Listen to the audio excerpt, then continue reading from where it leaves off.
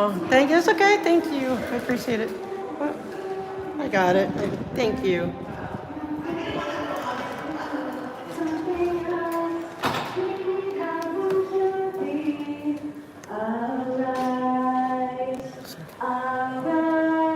They call Audit LA? I didn't hear it. I'll go up there just in case, huh? Okay.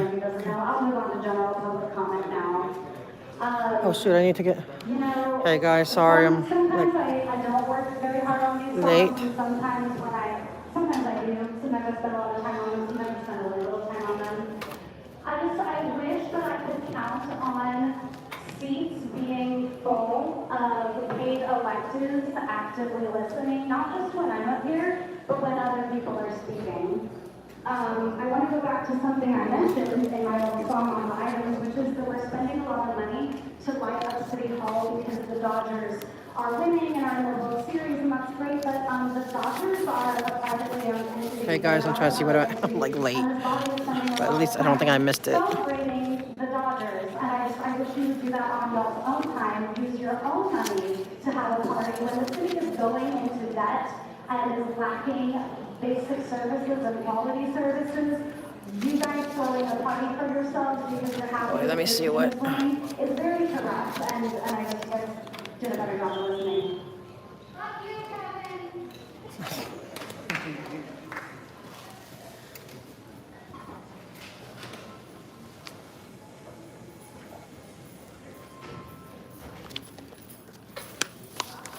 Good morning. Okay, so it looks like we can do 14 through 27. Oh, a little behind, a little discombobulated, guys. Sorry. So you can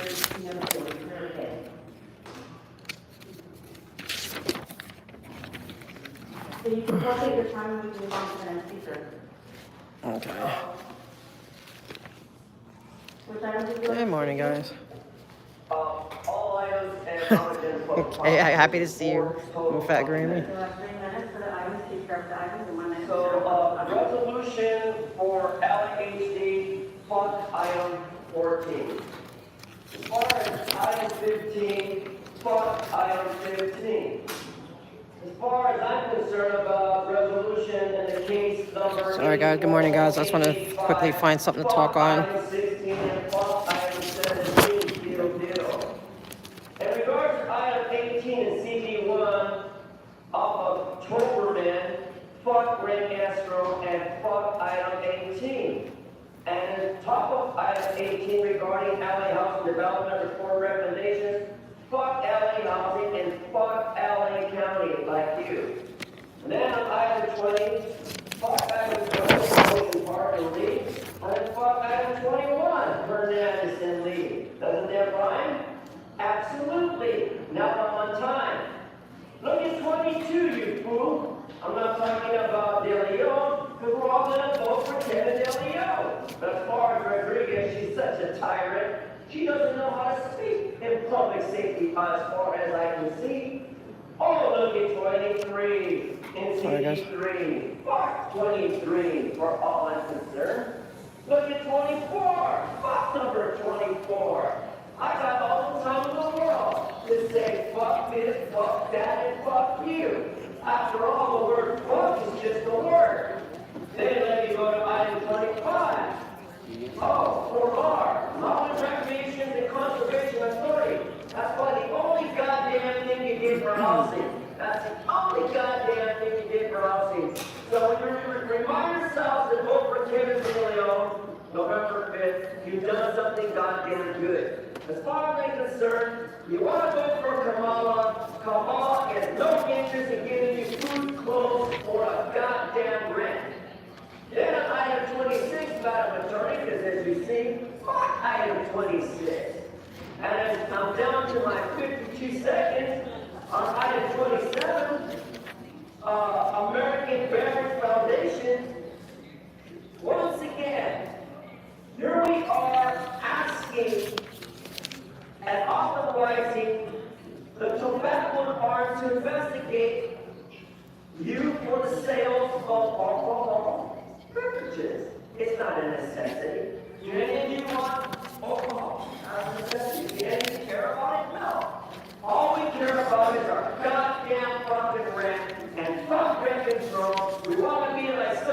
Martinez a goddamn asshole on what? So Thomas Day, 42 1983, fuck Chavez and fuck Silver. Now to my general public comments. No, 1 minute. 1 minute. Hey guys. 1 minute I can say a lot of things, but for the world to understand. No, there is a call in though, but it's not on Zoom. For Kamala Harris and that broken fucking promise of free food, free clothes, and free rent, you're not gonna get it. And if you want high-paying skilled jobs, you're not gonna get it. Rednecks like me, mojado como yo, no gane más de menos, el mínimo de ganar. No hay futuro. ¿Dónde están las pinches 50 y 90 dólares por hora para comprar mi comida, y pagar mi ropa y pagar para mi pinche vida aquí en los Estados Unidos? ¡Chinga tu madre!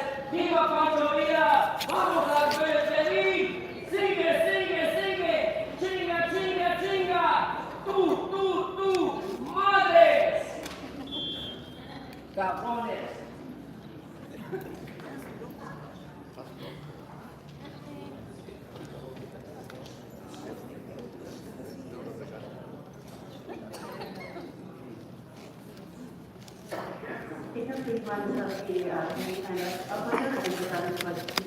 Busty. David Geishan, the Apartment Association of Greater Los Angeles, speaking on item 26 and general public comment. Okay, they'll have 1 minute for each. Thank you. The proposed changes to this ordinance will cause serious damage to the vast majority of positive relationships between rental housing providers and their renters.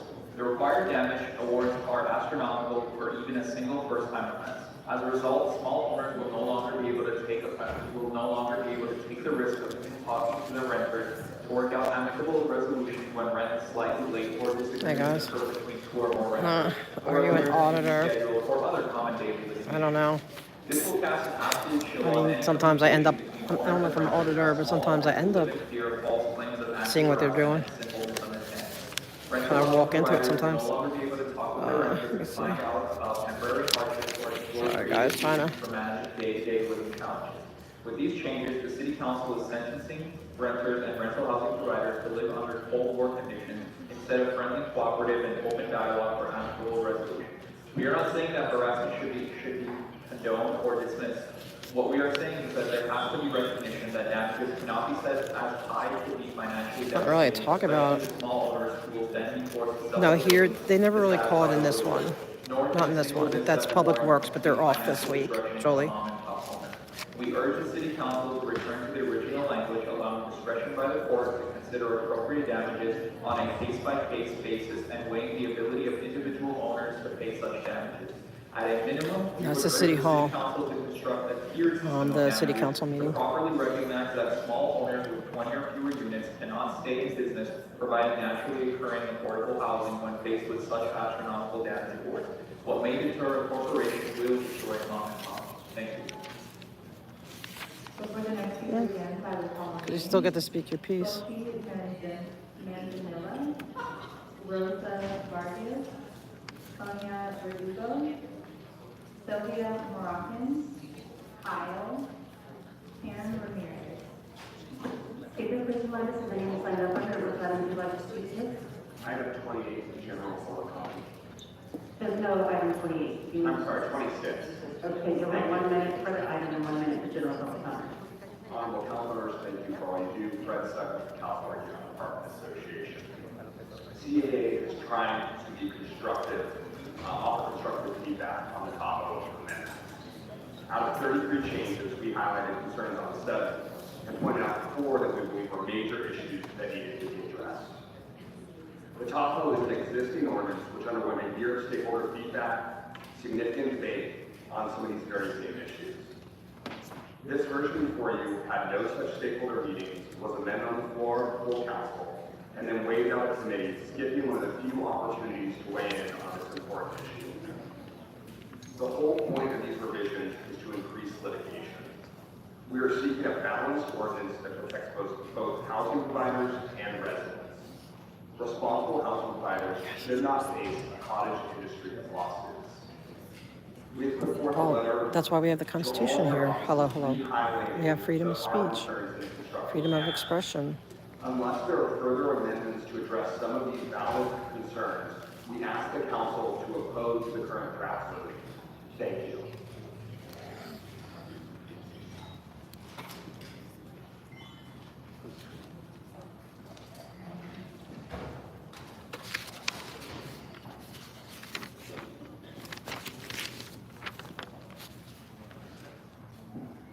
Speaker, please remind us of the name you signed up under and which item you'd like to speak to.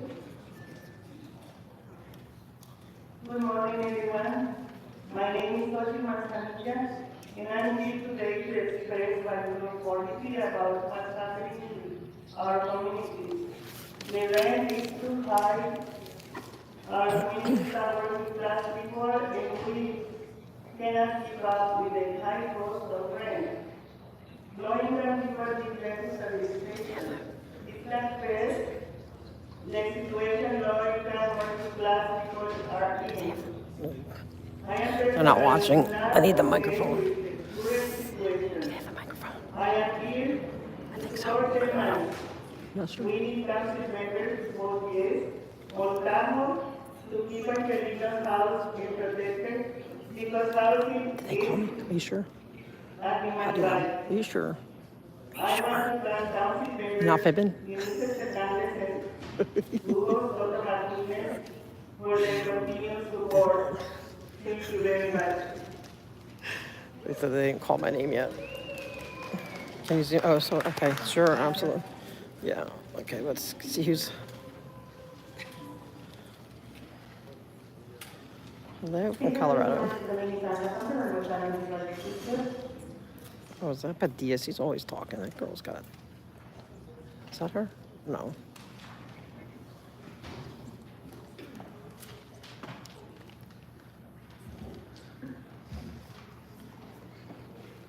Speaker, which item would you like to speak to?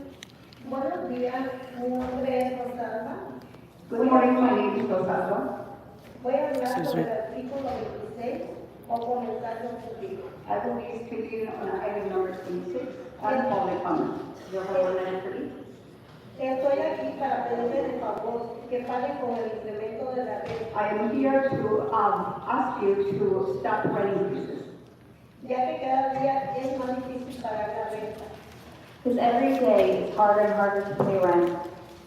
Aparte del incremento de la renta, estamos obligando a los dueños de vivienda a desalojar a las personas que tienen años viviendo en la propiedad.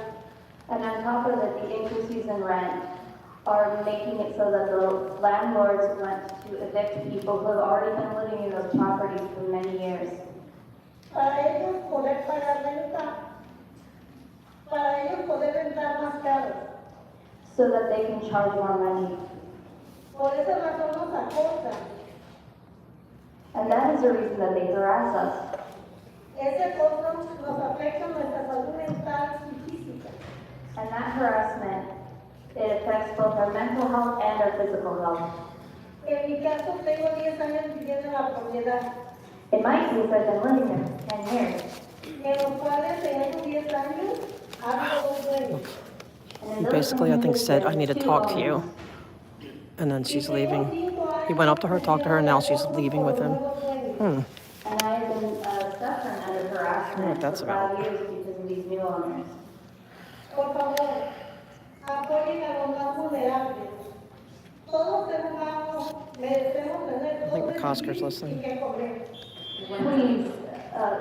Please think about the most vulnerable. Yeah, I stopped over there, Holly. Thank you for letting me know, but I stopped over there. And food to eat. Very interesting. Paguen, por favor, Good afternoon, guys. Good, Holly. Please, I think hopefully please, so that everyone more wins 'cause it's people all don't end up bogus. living on the street, please. Muchas gracias y que Dios me los bendiga. Thank you so much, and may God bless you.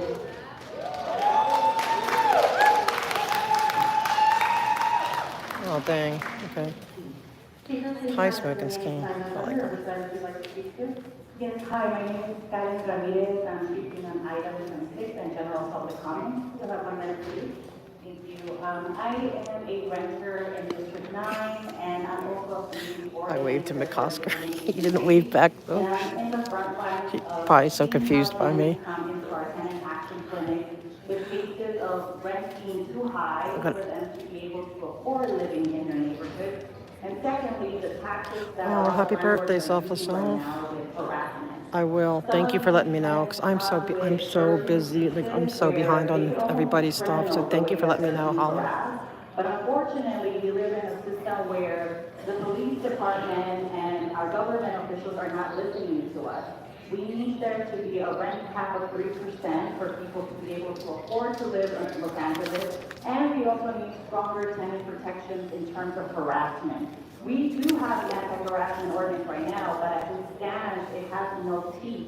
And if you don't make a quick decision about making stronger protections with harassment cases, then we're going to start seeing more people living on the street, which is totally going against what Mayor Karen Bass is trying to do for Los Angeles. And you as the city council are responsible to hold these landlords accountable and also to be able to take care of the Yeah, I'm vulnerable okay. population. Holly, thank you. Just as my other state member that just showed up earlier today and others that are going to give their testimonies here. So please take into consideration everything that we're saying. We're saying this by lived experience. I'm a renter too. My family is also going under harassment. And it shows to come that even if we're the community organizers, we are also being attacked by these differences. And if you don't And they have did confirm the new else that you want to do in your term, commissioners for Public Works, but they're not going to have a meeting till next Wednesday. if you vote yes for Tahoe and also for the large bill at the 3% cap. Thank you and have a good rest of your day.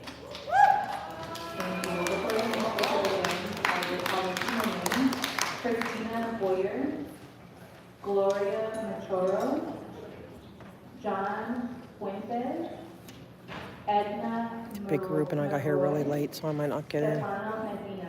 We'll see. Speaker, please remind us the name you signed up under and which items you'd like to speak to. Great, thank you. Hi, my name is Kyle Morrison, and I'm a renter in Council District 5. I'm speaking in favor of agenda item 26. I'm going to ask Sir Guy to sign me in when he doesn't see me. I'm here to urge all of you to vote yes on the amended tenant anti-harassment ordinance. We need a Tahoe ordinance that works, one that protects tenants from harassment and can be enforced by the city. Thank you to Councilmember Rahman for your leadership throughout this process, and to all council members who have supported the amendments. A stronger, enforceable Tahoe ordinance is vital to keeping tenants in Los Angeles safe and housed. Now for general public comment. I urge the City Council to vote on updates to the city's rent stabilization ordinance. These updates include an annual rent increase formula based on 60% of CPI with a limit of 3% and no floor. Costco looks bored. Removal of the utility increase, elimination of additional occupant increase, a formula that applies equally to all landlords regardless of their size. A coalition of more than 100 organizations in Los Angeles supports Cause I'm not doing it. an economic roundtable report supports our demands too. Please vote to make rent increases under LARSO as protected as possible. I don't want to get kicked out. They give you all these warnings and they kick you out pretty easy.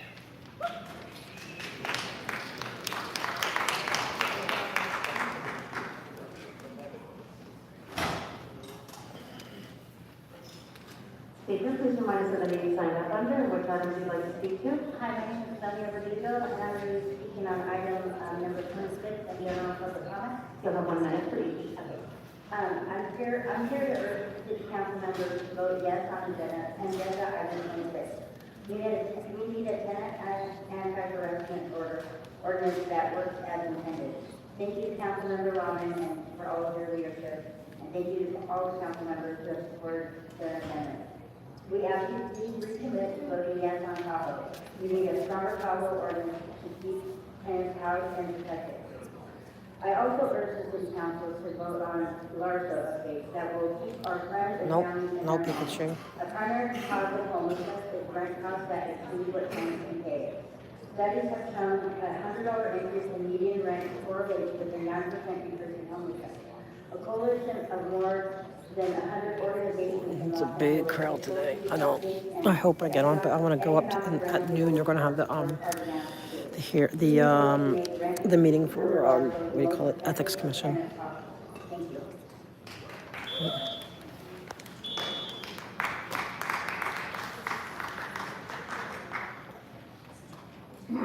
Speaker, please remind us of the name you signed up under and which item would you like to speak to? Good morning. I signed up under Stefano Medina. I'd like to give general public comment and comment on item number 26. You'll have one edit for each, but please start with item number 26. Can I start with general comment? All right. Please start with the agenda item, please. Okay, well, Amen, Nuda. on item number 26, I was in eviction court this morning, and I want to tell you guys about what happened there so you understand the urgency behind passing this ordinance as quickly as possible. I represented a tenant in court just a few hours ago who gave up a tenancy of 13 years because the landlord was refusing to accept rental assistance from various sources. She was only behind around $4,000 on her rent.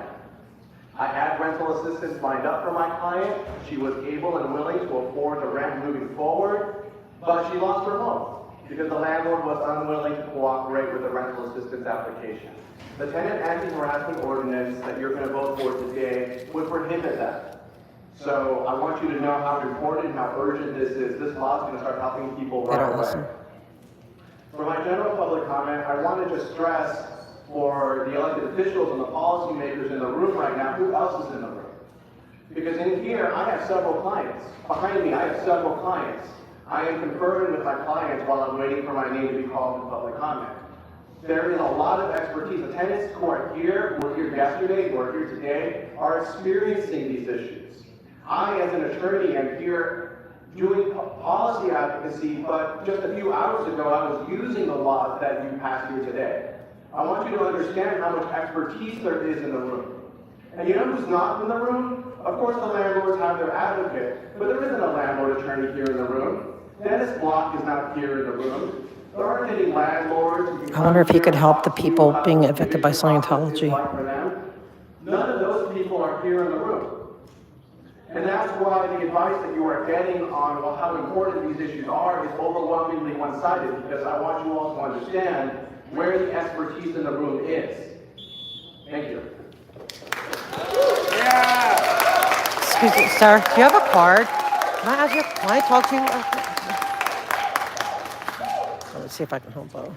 Speaker, please remind us of the name you signed up under and which item would you like to speak to?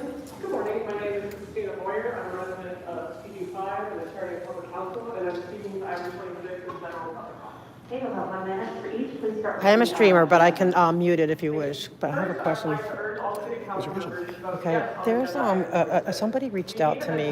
They live on L1 Hubbard Way. They're being evicted, okay, because Scientology bought their building, and they keep having like street closures. And since they're upset about, I guess people have been saying, you know, they kind of want their street open, whatever. So now, or whatever reason they're giving, Scientology is now evicting, and it's all rent control building, and they're like the neighbors all want help. Like some of them might be sick with cancer. And, How many tenants? guys, I'm just going to mute for a second.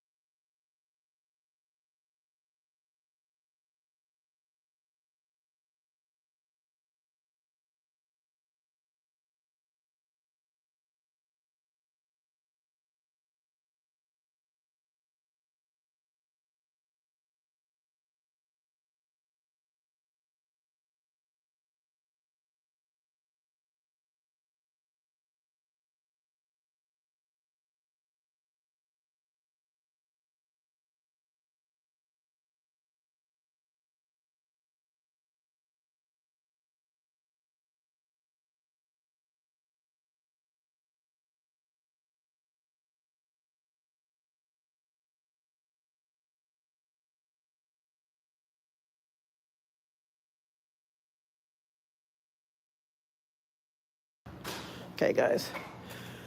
Speaker, please Sorry remind to us of the name you had signed up to. under, which one would you like to speak Hi. to? Buenos días, mi nombre es Gloria Machoco y voy a hablar del artículo de estos comentarios.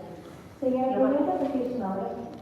Gloria Machoco. No, Casa, it's a cult that is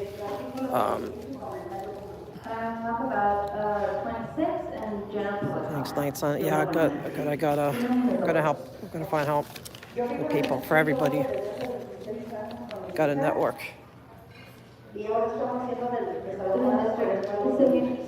That's true, Nights on. Yes, yes. Yeah, if she right. Is she like? Yeah, she turned. Yeah, yeah. I love that. She'll get to play herself, right? Yeah, that'd be great. Yes, yes. He gave me his info. You know, because it was private. I wanted. He gave me his info, and he said I'll look forward to it, and we'll see what we can do for. No, Scientology is not like any major religion. They are absolutely He's evicting us because he wants to No. increase the They rent for bought us. all the buildings just to own everything, so they can control. They are looking into getting a street vacations because they own all but one building. It used to be all but two, but I have confirmation that it's all but one, They sent unless they're lying. But come in and try to take the apartment without so permission. they are telling the tenants that they are evicting them because they want to get rid of anyone that's not from Scientology, which is also very racist. So hopefully there's some of this stuff will help them. And it's just emotional. It's causing us emotional stress. Yeah, they don't want the rent control units, but They don't do anything. Danny, hey Danny, how you doing? I'm sorry, I think I said that too loud. Hey, happy chick. I think that Yeah, I don't know how many units, but there's, according to, I have more stuff. There's gonna be more Jen and her men, hopefully. Supposedly they own all but one building on that street. But I'm hoping that somebody can help these people because we need laws that protect us against they have very affordable rent right now, and they're, I think they're off.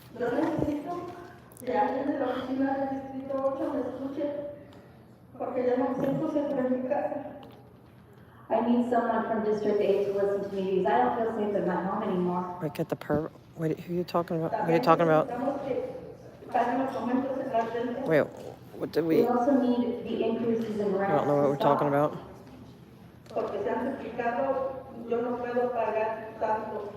They duplicated and I can't pay that.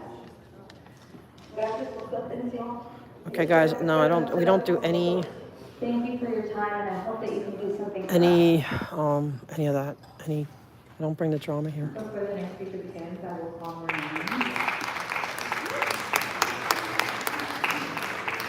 I love all peoples. All peoples. It's not the peoples. It's the institutions. Lucy, Maria Briones, Thank you, Fat Grammy. Jennifer Faye, Hey, Auntie Media. Faye Chu. Speaker, please remind us of the name you signed up under, or which item would you like to speak to? Yes, hi, I'm here to speak on item 26 in general public comment. You'll have 1 minute for each. First and foremost, Do not.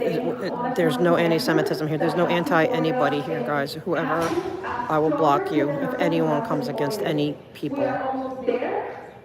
Tenants still need accountability from the landlords, and we need to ensure that tenants feel protected and free from landlord harassment. So I want to encourage you all to please. Who was it? Whoever it is. Okay, you got. Thank you. Block them. I'm not putting up with that. Then we need to send it over to the mayor's desk, and then we need to start implementing this law. So thank you. If people don't realize, you know, that we're not coming against people. Absolutely, Amy. No way. I am not putting up with that at all.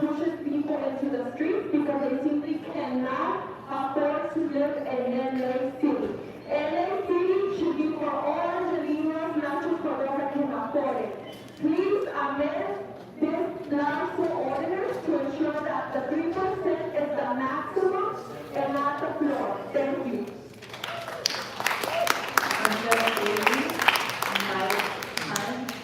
Sorry, I had to hear that, Amy. Thank you, and thanks to my mom, because I didn't even. Are you serious? Amy is not. Amy, you're wonderful. We love you. That person's evil. Could you Sure. please remind us of the name you signed up under and which item you'd like to speak to? My name is beautiful Angela, and then I would like to speak on 21, 22, 23, and the Spanish translation stop the timer from general public comment. 3 minutes Starting for with items. number 21. I'll comment after Amy. 金色的来往，就在那里，曾是你和我爱过的地方。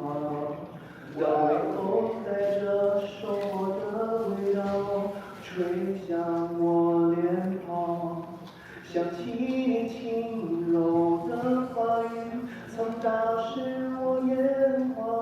噜噜噜噜噜。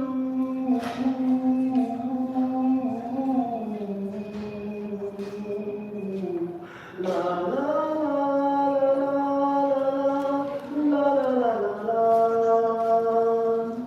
我们曾在田野里歌唱，在冬季盼望，却没能等到那阳光下这秋天的景象。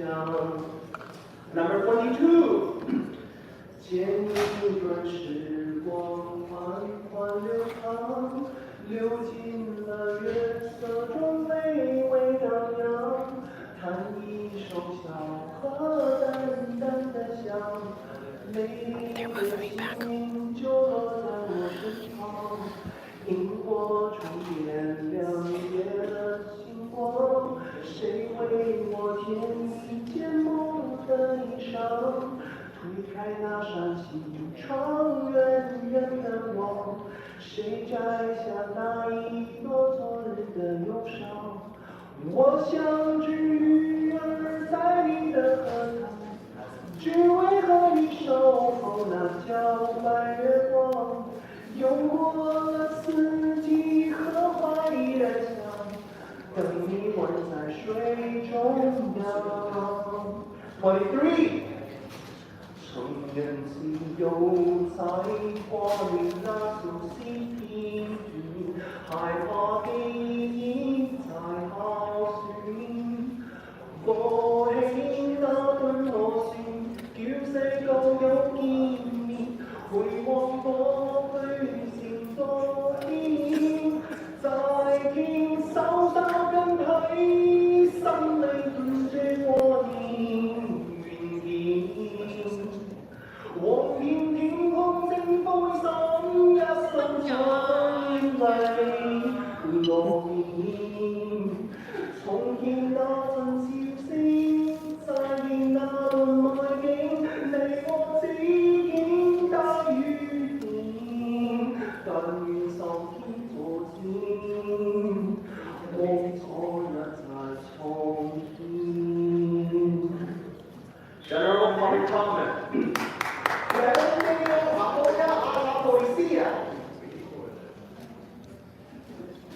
¿Puede repetirse, señor? Cementerio apoya a la policía. Kevin DeLeon is in support of the police. Good afternoon. Isabel I can't have Policía you a stacked la up here policía. just because if I have to deal with people in here, it's Isabel gonna be a needs problem the for me. police. Okay. So I know you're up to speak, right?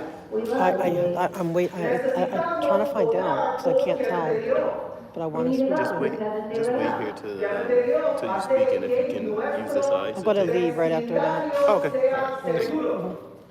Kevin DeLeon makes our neighborhood safe. Cementerio protege nuestro techo. Kevin There's an DeLeon agenda. protects our roof. Cementerio ayuda a las personas sin hogar.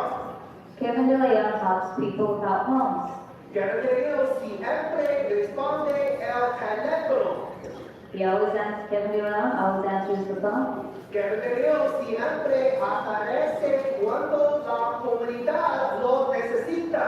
Kevin DeLeon always shows up when the community needs him. No podemos vivir sin Cementerio. We can't live without Kevin DeLeon.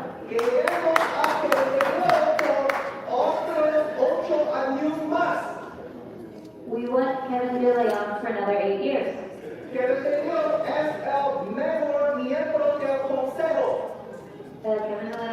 Yes, council member.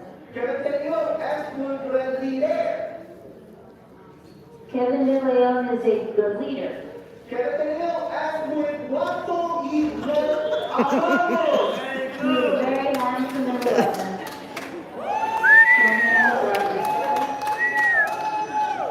I love his singing. Sorry, guys. Yeah, sure. But Amy, I got your back. There's none of that here. I will not tolerate that. Sonia Poe. You know you're loved. Speakers from Commerce with any signed up under which item would you like to speak to? Now that when you speak, it's all is on. Hey, you want to comment, please? Thank you. My name is Maria Flores. I'm a member of ACE and I live in the district. First of all, I want to thank you, thank all the council members that supported on the council amendments. And I just want to make sure that that gets voted today. It is an emergency. It is an emergency. There's a lot of people that is out of the street. We don't need any more people on the street. I am one of them. I don't know any behind. My emails on my birthday. Why am I okay? beautiful singing. I don't want to see any more Love your people on the singing. street. I don't want to Until I get attacked by all of your viewers. No, they love your singing. and eating whatever and they may get from people. It's inhumane. We need that or the Thank you, ordinance to be Fakrini. voted today ASAP. I'm behind on weather permits and stuff. I need to find out. Please, it is exacerbating the amount of money they're getting charged for on the night. That we're getting charged for rent. I haven't been able to find a place that I can afford. I'm a street vendor. But that's your opinion. No, I mean, I don't mean this to be disrespectful, but it's his free speech. You know what I'm saying? It's what's pointless to him. It's our right. And if you don't flex your right, The prices that they're trying to charge. we do want him to visit Big Blue. Yeah. Fair enough. For us to be. For me, it's relaxing. I love him singing. And to be not It's be able relaxing. to sleep at night, to be scared of even someone knocking on our door, that is not fair. It's inhumane. This is too much for us. What are you Please talking about? do support us in Larso and also on Taco. Thank you very much. What are you talking about, Becker? I have my camera. What are you talking about? Speaker, please remind us of the name you signed up under or which item you like to speak to. My name is Donna C. and I'm here to speak on. What do you mean, Becker? What do you mean? Who has my camera? Like I'm filming the. Please start again. Thank you.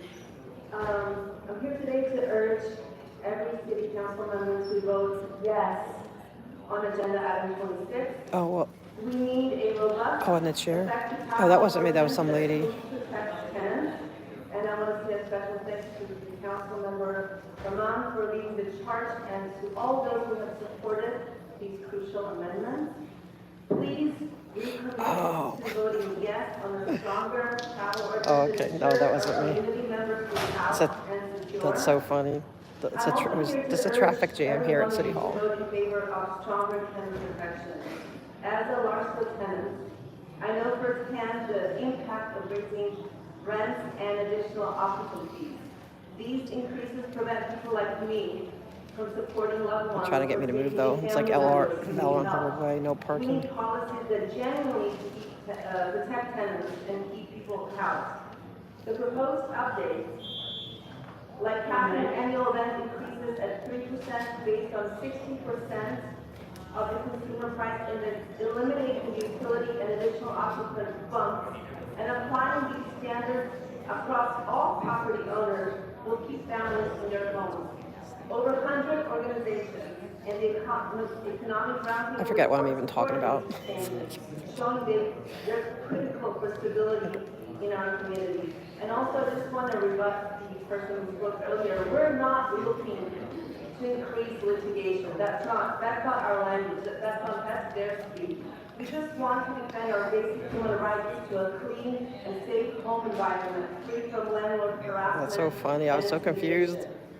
Let's please ensure that these protections apply universally, and if belief is necessary, it should come from city programs, not from tenants' pockets. Please vote yes on Tahoe. Oh, thank you, Mark Nomada. Smoke and Scan sent me. Oh, can you tell? Thank you so much. I appreciate that. Tell Smoke and Scan I love Smoke and Scan. Speaker, please And remind his us chat, of the name I love it. Like my chat Yeah. introduced me to him, his You'll channel, and have I a love minute. it. Love what he's doing. My name is Yasser, and I'm a Section 8 tenant at Hillside Vita. I'm still facing eviction along with other Section 8 tenants. But thank you, Mark. That's so sweet. CD1 gave the landlord $15 million to keep people Yeah, good housed. to say hi. We still owe rent from the You guys, everyone should pandemic, check out Smart along Scan. with I wish all the interest people, I want to tell all the accrued. people in the Why what's the was the city one, they money should to just the go through landlord, which Smoke and was Scan. approved Like in he's so much April, fun. for $15 million distributed a month ago? Thank you, Mark. Thank you so When much. the money through the ERAP You're program awesome. for $250,000, which was also approved back in You're April. awesome. Yeah, I have to always get him on the replay crew since I'm here. Why is there more urgency to fulfill the landlord side of the deal, but the same urgency is not shown to low-income families that are actually at risk? Can you of thank being him for me homeless? though? I mean, I'll thank him This when I get up there. But $250,000 will help prevent around 40 families from being on the streets. I'm talking about money that's already approved. So CD1 and LAHD, what exactly are we waiting for? Thank you. guys, thank you, Mark. Who's getting life imprisonment? Man, I'm wondering, am I gonna get called? Miss Villanueva, Patricia Cox,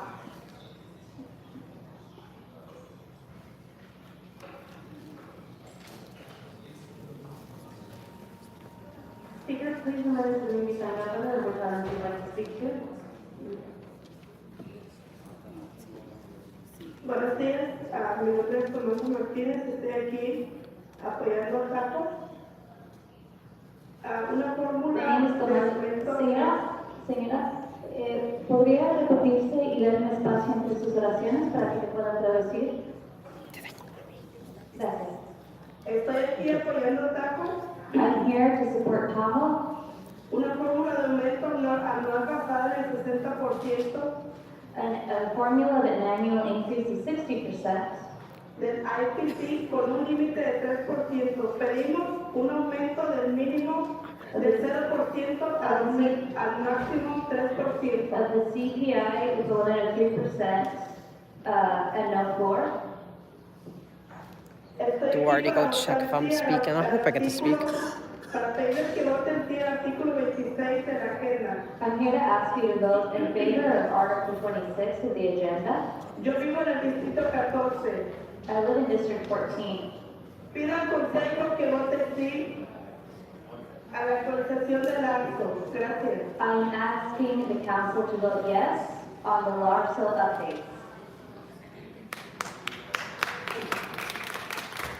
Maria Sanchez, Maria Osorio, Edna Monroy, Gloria Machora, Donald Harlan, Carmen Gutierrez. Dang.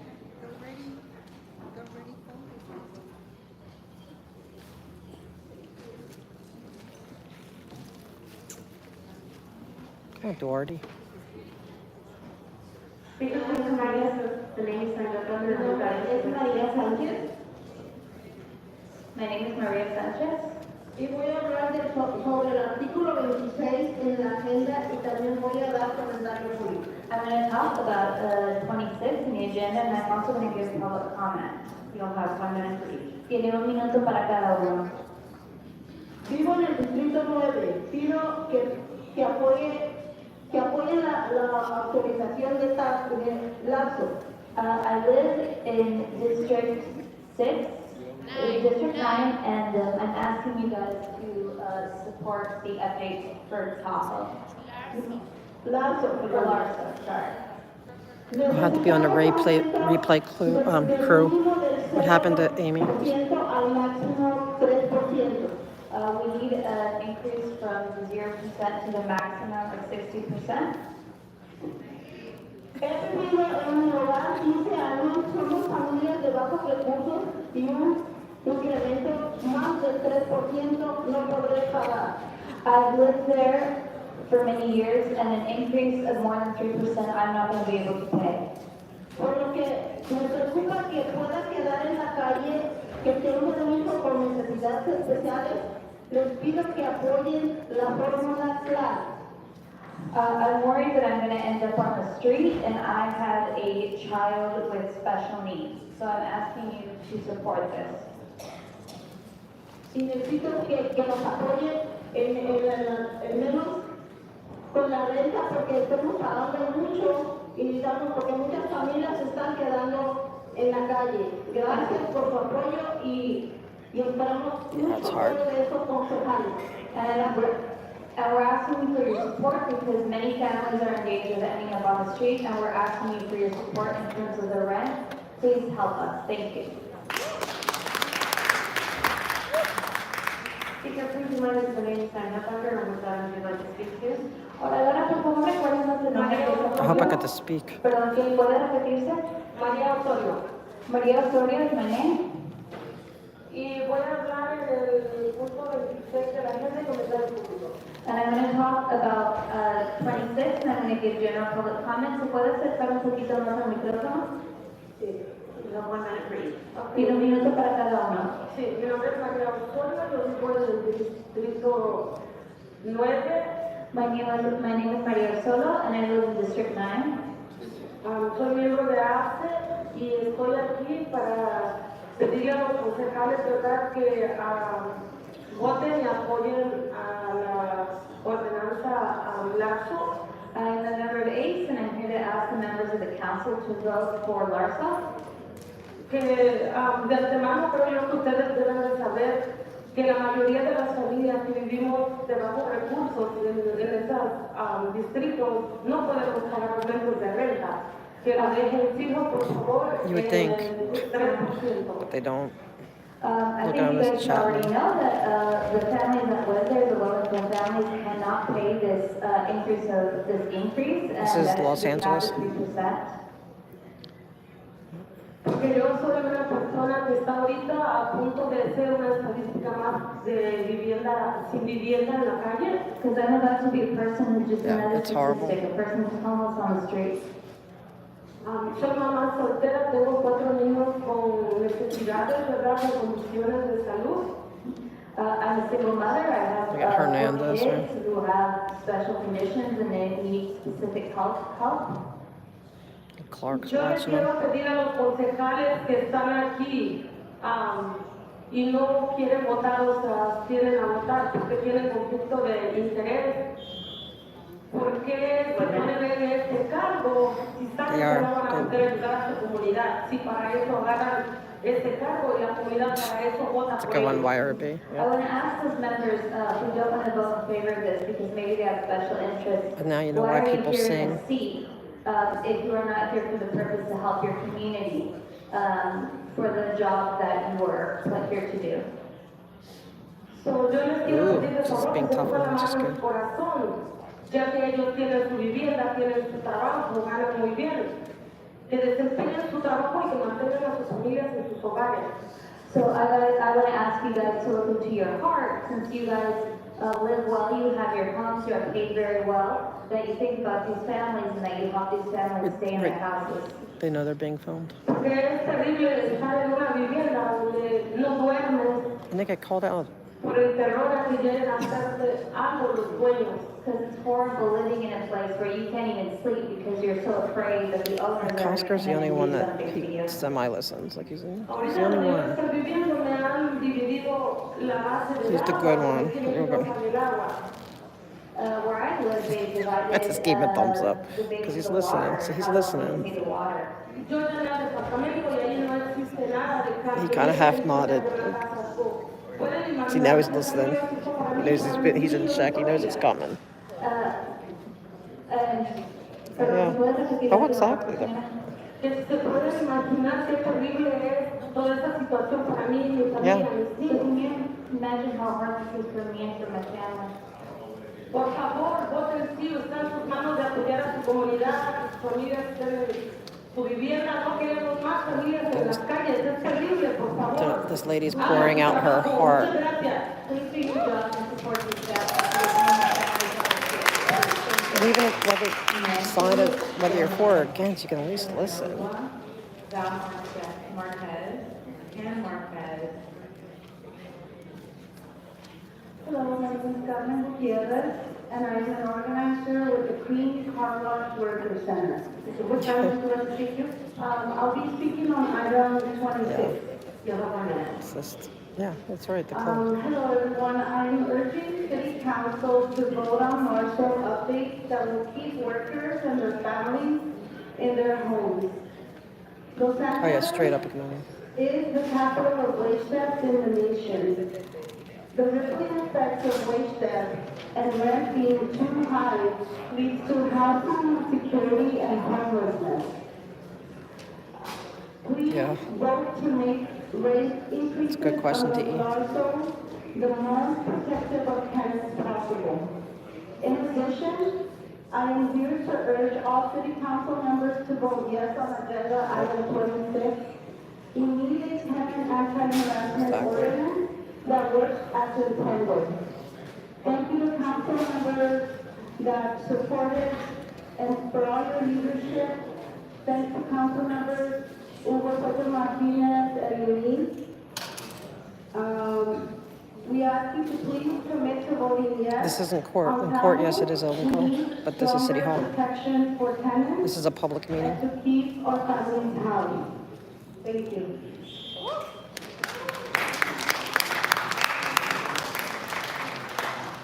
This is the main city council general meeting. Jason Jenkins, Riley Reed, Audit LA. Good, all right. Lloyd, Daniel.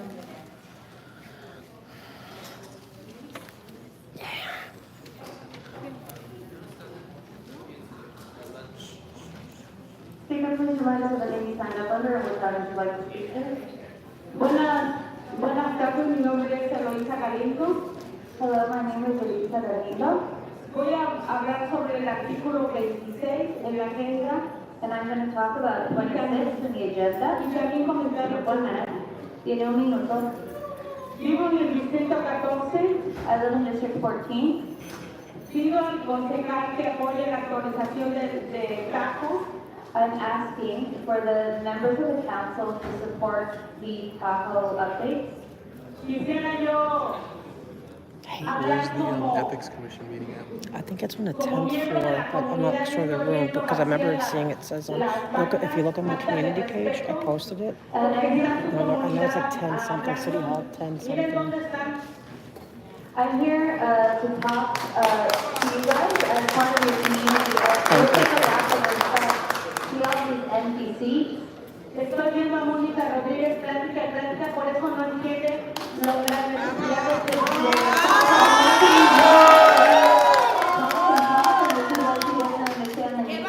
10:60. Great, thank you. I'm gonna leave as soon as I do. Awesome. Ahorita mismo, Thank soy you. del distrito 14, estoy viendo de parte de una asambleísta en el este de Los Ángeles, lleno los buzones pagados por la Asociación de Apartamentos.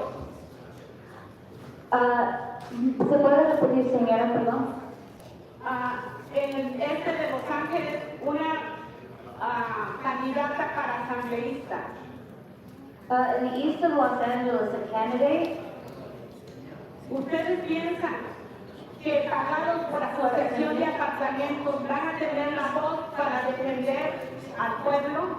You think someone from the apartment association is going to have the voice to defend the public?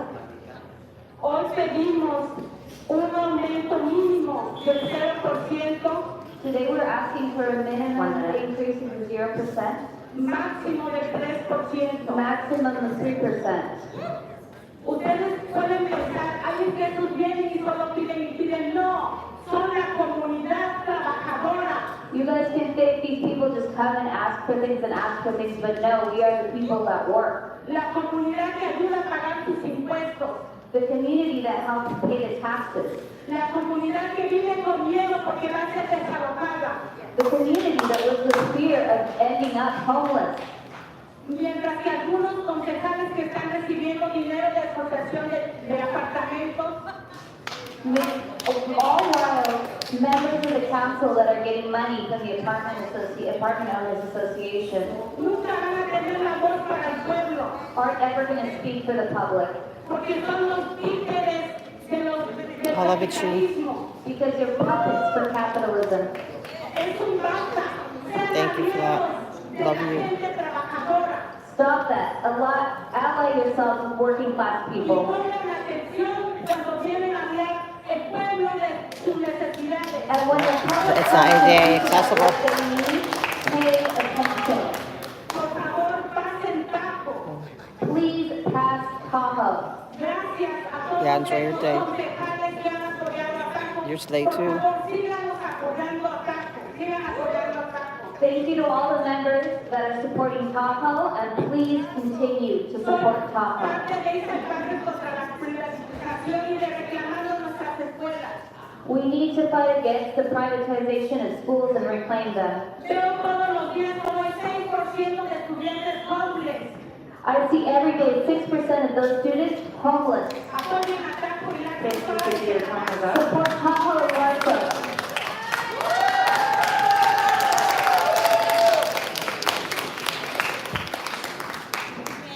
Speaker, please mind to the name you signed up under, or which item you'd like to speak to?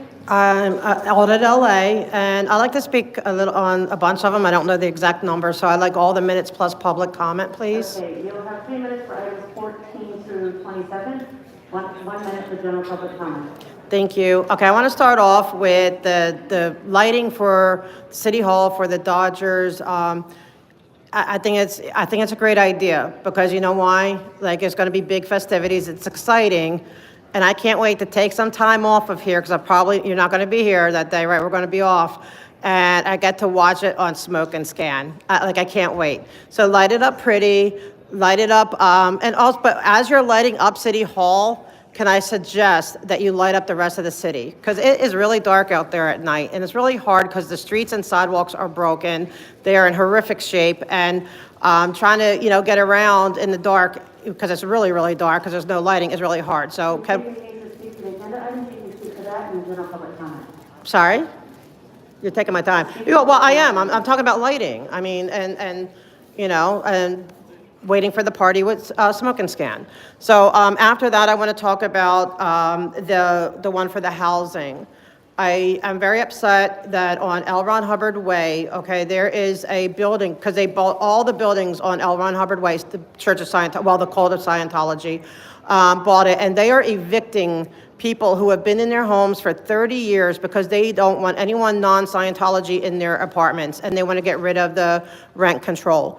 And that is absolutely horrific. I mean, these are people that are just minding their own business. It's not their fault that Scientology purchased their building. They should not be kicked out because they're not Scientologists. I mean, that is so unbelievably that's discrimination. Okay.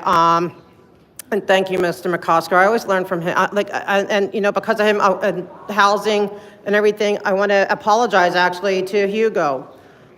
I want to apologize to Hugo Soto Martinez. I owe him an apology because I found out that he is helping with the planters, the illegal planters, that his office has been working on it, and I appreciate it. One of the agenda items, you can discuss that. in- Okay, I'll get back to it, Mr. Martinez. My apology.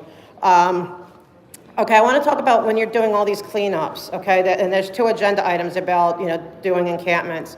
They are not allowing people of the press to watch and to monitor and to audit or whatever.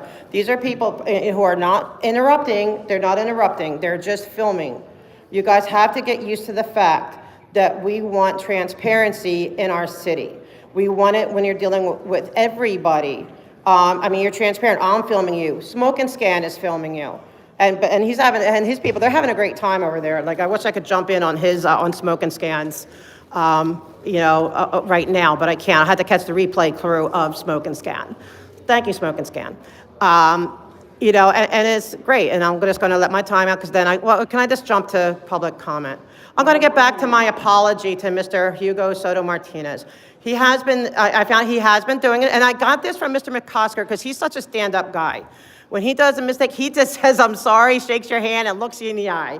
I like you, Mr. McCosker. You're my favorite now. Like, I just absolutely love you now. I'm still not happy with the bestie situations, but it looks like Miss Hernandez, though, like, she's kind of like, I don't know, is her bestie, are they having a little dispute? Because it looks like she's hanging out with Miss Rahman now and with everyone else. So what's happening with the besties? Like, we're going to be following the storyline because we love it. Oh, she's over here in a corner. What's she do anyway to get you mad, Miss Hernandez? We know it's something. But anyway, with my apology to Mr. Soto Martinez, thank you that your office did hear me, because I thought you were just ignoring me, and I was getting mad. I was getting very snippy with you, and I apologize. I'm looking you straight in the eye. I can't shake your hand because I'm over here. But thank you that you did hear me. And but I'm asking you to continue, and it's to continue hearing everyone and everyone to listen to all the people talking. Just listen to us. Thank you. Thank you, Smoke and Scan. Thanks. Speaker, please remind us of the All right. name you signed up under and which item you'd like to speak to. Buenos días, Consejo Municipal de Los Ángeles. Mi nombre es Luis Estudios. Good morning. Yeah, I promised you. I'm a woman of my word. How you doing? Now, how you doing? Are you not injured? You're okay? He's okay. Look, we got to make sure he's our, because chat. It's chat too. It's not just me. We want you to have the, feel good. Not like, you good? Okay. Because I know it's not easy all the time here, huh? So it's okay. I know. I'm still gonna. But I'd say it's hard for us too because we have to deal with the shenanigans with them sometimes. All right. And they run my battery down, making me go back and forth. They had to realize that. All right, have a good one. And I'm asking the council to please, You guys running my battery down, making me go back and forth. If I get stuck out there, you guys have to come pick me up. You too. Steve Miller, coffee me. Oh, thank you, Steve Miller. Thank you. That's so sweet. I appreciate that so much. I'll definitely get some coffee. Thank you. Yeah, Smoking Scans. I love it. It's Chad that got me hooked on smoking. I love him, and he does like we're really big in. So I found he does that. I just don't have enough time to watch as much as I absolutely love that. Dusty, baby, you were mad at me yesterday. Wait, can I get a pet? Can I just say hi? Hey, you were mad. You were mad. It's okay. We don't care. I know. I came late, so but now I'm gonna go try to hit up the I can't think of what it's called. Ethics Commission. Oh yeah, was it 1:30? Yeah. We'll probably be here. All right. Bye, Dusty. All right, talk to you later. Ethics in 9 minutes. Yes, I'm working I think it's up here in 10th. Guys, I have to get better. I hope Smoke and Scan. I need his camera stuff. I have to get better with I know, because I'm like sitting there talking. I forget that I'm filming at the same time. It's like so overwhelming. So I don't know if you caught McCosker was cracking up, like kind of laughing because I'm like pointing him out and stuff. He's like, like feigned embarrassment, but whatever. We're gonna pick the faves. Oh, dang it. Okay, yeah, this one goes to 10.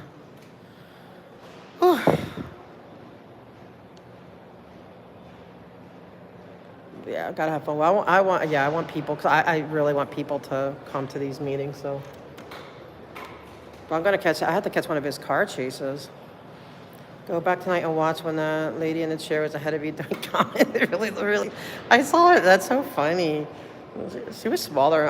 I'm much, I'm girthier than her. I'm like, oops, here we go.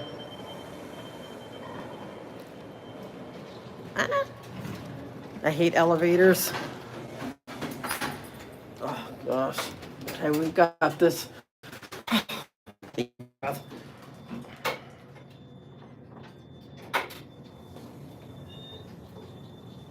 Oh, he's doing a police chase now? Oh, that's cool. Let's see. LA, I love. I miss Stu. Stu was the best at car chases in the helicopter.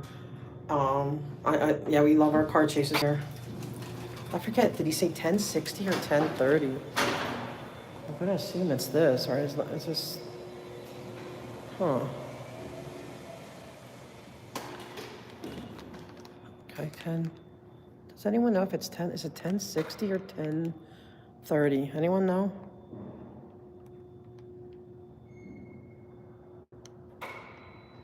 I haven't seen Stu in so long. He's not like he used to be, like he left. I mean, he may be there once in a while, but I don't see him like I used to. Does anyone know if it's the room?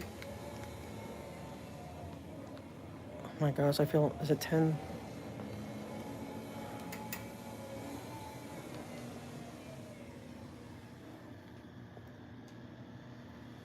Yeah, I love Stu. I know there's Eliana's wife. Does anyone know? I'm gonna have to go on my, well, I don't know if I can. Can someone look on my community page and look up the ethics commission? I know it's a 10th floor, but 1060. Thank you, Fat Grammy. Oh, 1060.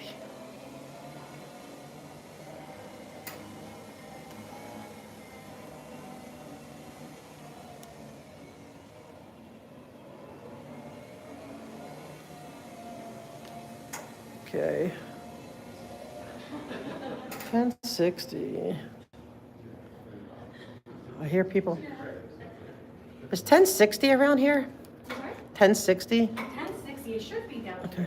here. Ethics Commission? Yes, so that's gonna be here and turn left, you can just follow us. Thank you.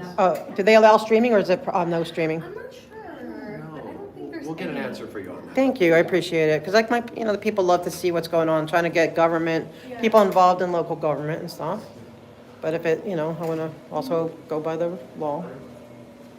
But, oh, thank you, sir.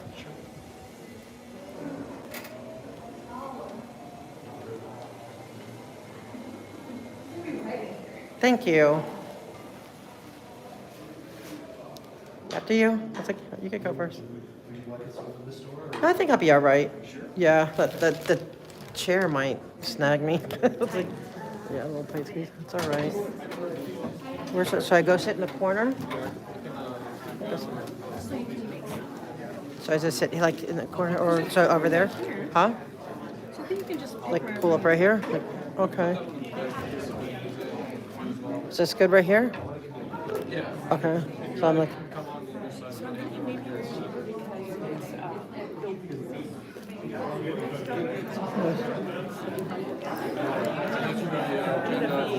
Oh, thank you.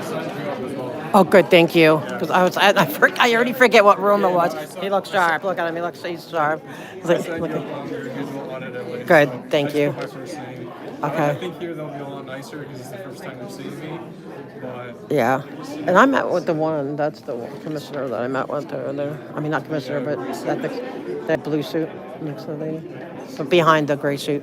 oh, okay, that's the ethics commissioner. Not commissioner, but the investigator that I talked to, yeah, when I went. Oh, man. I was up there with someone made a report. I showed him where the office is. We took his report. Did they? And, yeah. Interesting. I wanted him to get into it too. Like, just state your piece. And I was just there providing moral support. He did it. He's a kid. Yeah. No kid is this smart and resilient that I've ever seen. Oh, I know. Here and do all this. Like, Yeah. He's still just a kid. He is.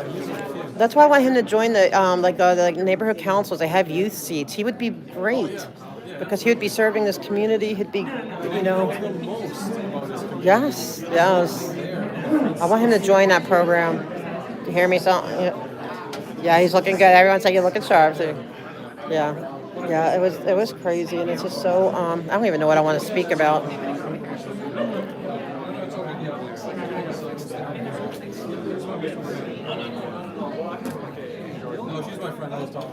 Yeah, sorry. That's don't know where to put me because I'm like, I'm in the way. Yes, thank you. They had the other paperwork for the items, but just so much of it. I took it just because. Yeah, it's fine. So much of it. Yeah, I think this is good. I just want to. Hopefully they take my thing and don't say I'm off topic. Now you only get public comment. Or you get to just talk on different agenda items. Wait. So it says multiple agenda item comments. All public comments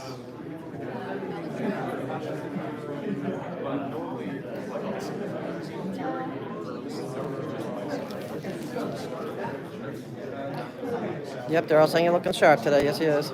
Yeah, at least you're at it. Yeah, he's over at 195. He was over there. General and all items. So if they only just give general, then so be it. We'll take general. Okay, I don't even. Wait, what are the items? Wait, information items. It's this stuff. And action items are see where it says action items? Wait, where is it? No. All at the bottom, and it says 5, 6. Oh, okay. That's it. And then on the back it continues. Oh, okay. So that's all the. Okay. Yeah, I think it very well might just be these two. That the actual action item that we can comment on, and then the other one I think they're like reports. It sounds to me like they're just reports. So, similar to how we have reports for everywhere else. If I start, because sometimes I'm really bad with names, so if I'm like looking for the name of I'm like, oh, what's her name? And I look at you. Can you remind me? It's Jamie York. Jamie York. So if I forget, because I'm so bad with names, I get so like twisted. But that's the name that I'm like. Thank you, Jamie York is mine. I mean, hopefully I'll remember, but I'm like, so I do. I get bad. But chat. Okay, if I get stuck on the name, because I'm like thinking in my head, because you see how I'm always. It's Jamie. Can you remind me, Jamie York? Oh, maybe I should just. I don't know. I can't pin that, but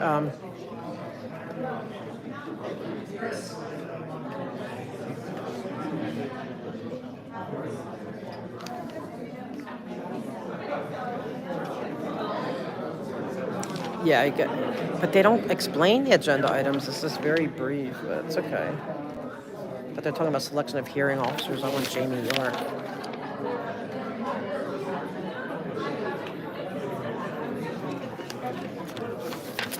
What they did to her was wrong.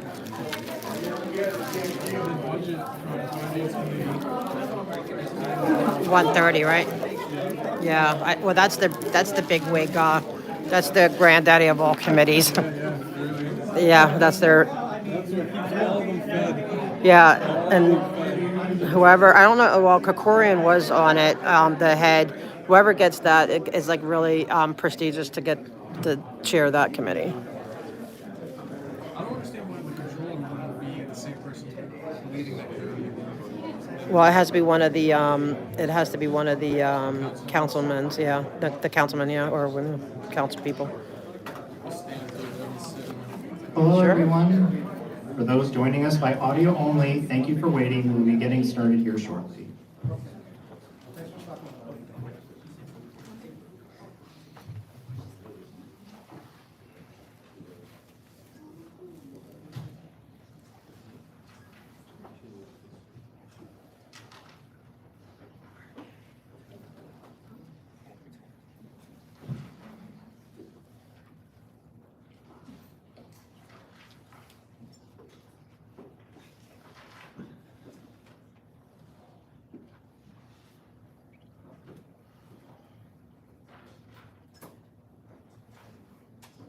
Hello, everyone. We will be getting started shortly. We are now on live broadcast.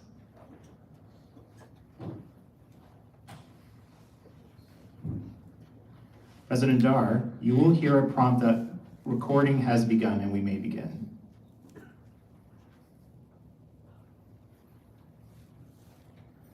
Recording in progress.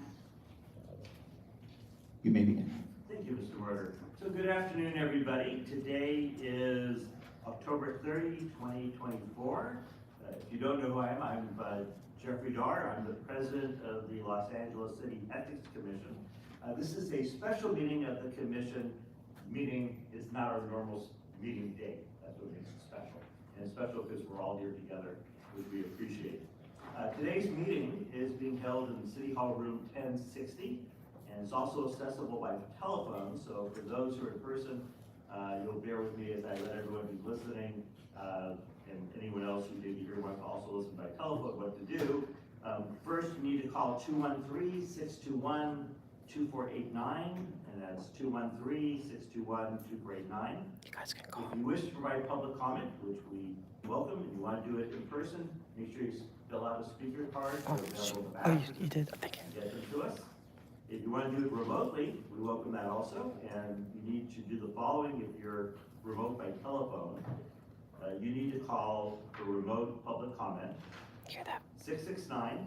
669-254-5252, and that's 669-254-5252. We also have a toll-free number for public comment remotely, and that number is 833-568-8864. The next step for public comment remotely is as follows. You'll be asked to enter a meeting ID. That number is on our agenda, by the way, so everyone should have access to it. But just so it's clear for everyone who's listening, it's 161-788-4780, followed by the pound. One more time, the meeting ID for remote public comment, 161-788-4780, followed by the pound sign.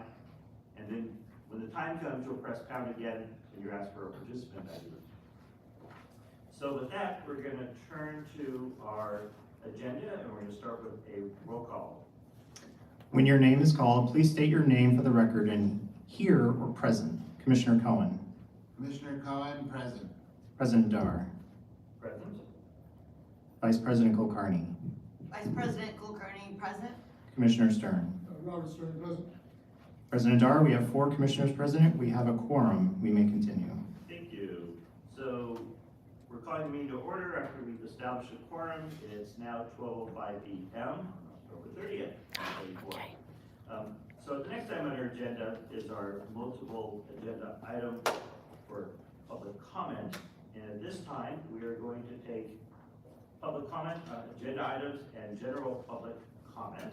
Again, if you're here in the room, please fill out a speaker card, a little piece of paper in the back so we'll know to call you. And if you're on the telephone, you have the instructions of what to do. We're going to start with those who are present in room 1060, and then we'll move to those who have called in to do remote public comment. And again, fill out a speaker card, still time to do it.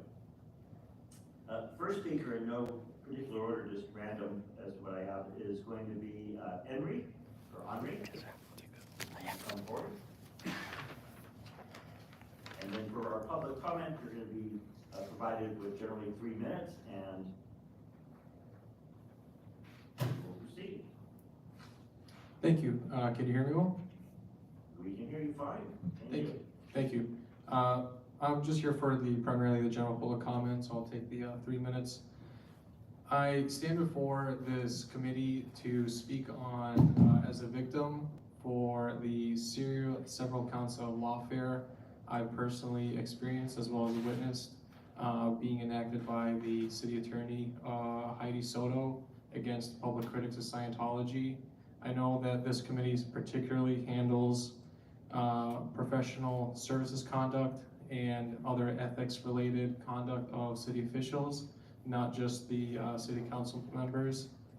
City attorney Heidi Soto has enacted several bogus court cases to suppress and silence the First Amendment rights of public Scientology critics who are criticizing Scientology for their many egregious abuses of children, trafficking, and recently there's been a RICO and human trafficking case going on. They're trying to silence the public from letting others know that these are going on, as well as the continued abuses. I myself right now am facing a very political case over alleged vandalism that, with evidence clearly shows on video, nothing of the sort occurred. There's been other victims as well, Josiah Adler, Scott Hochstetter, William Good, who colloquially here in LA you might know as Film the Police LA, has also been a victim of several bogus charges. Solomon Sassoon, another individual who is a public critic of Scientology, has been a victim of city attorney. And I just asked the committee to please do your due diligence in looking at the several reports that have been going on and the clear collusion that Heidi has with the Church of Scientology to suppress free speech, the waste of precious court resources, engaging in very minute and petty cases, and furthermore, the clear collusion there has been with the LAPD, with city attorney on making false arrests, and even going so far as having their public information officer, PIO, issue outright egregious and false statements regarding the behavior of Scientology critics. I think if you were to take a look at me, I'm barely, 160 pounds soaking wet. I mean no threat to anybody, and in fact, I've actually been a victim of swatting, where I've been held at gunpoint. over false Code 3 police reports, and I'm not the only one. Several of the other members I've mentioned have also been victims, both in their private homes, being held at gunpoint, as well as out in the streets. I've genuinely feared for my life. In fact, yesterday there's SWAT calls placed while we were here attending the police commissioner appointment, the police chief appointment, and I'm just here hopefully to get your ear on as I'm pleading for you for my life. So, thank you.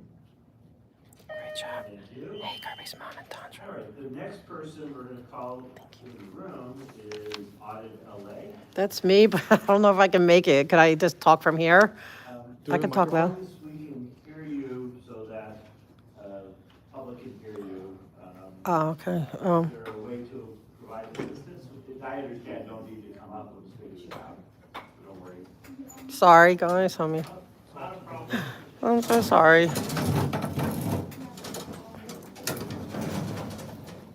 Thank I can you. get you the microphone. Thanks.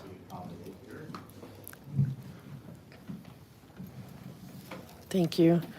I'm also here to talk as I've been an advocate for the children and everything with Scientology, but right now I've been dealing with a lot of their abuses with the ADA.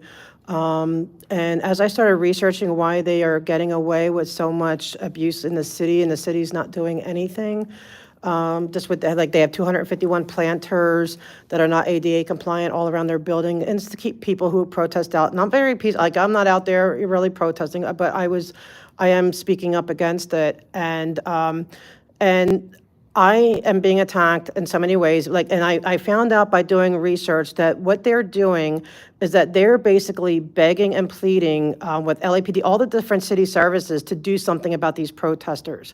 And they sit on the CPABs. Like I went to a CPAB meeting to talk to the police, and here they're one of their highest levels. She's like right under their leader, David Miscavige.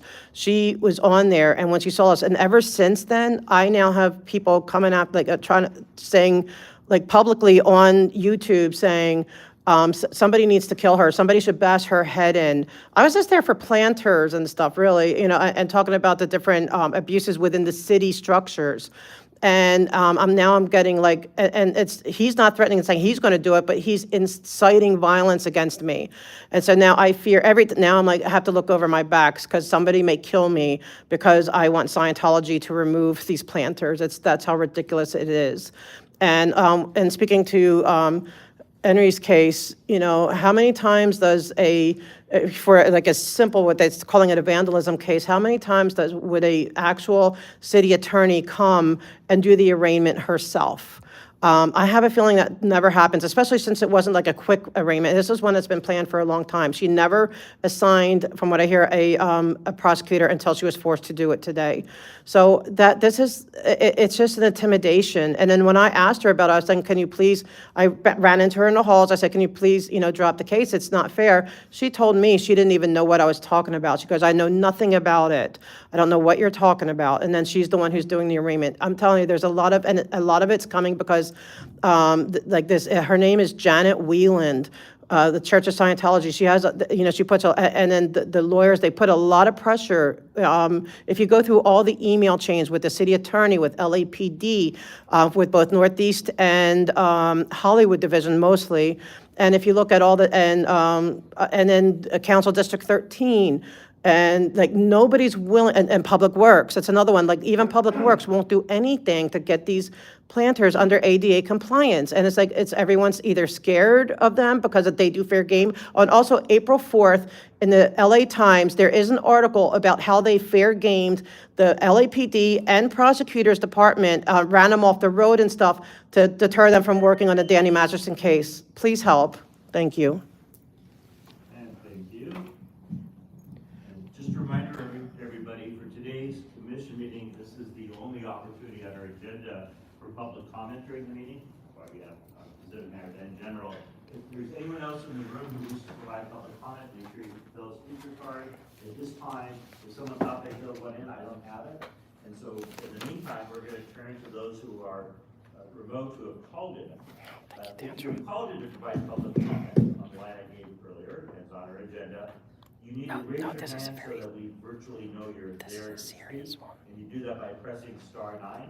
So if you wish to speak, press *9. I forgot to mention. And you'll then be recognized by our meeting moderator, Mr. Martyr, today, when it's your turn to speak. And when you're recognized, please clearly and slowly state your name and which agenda items you want to comment on. Yes, President Dar, at this time, there are 2 speakers requesting to make public comment here.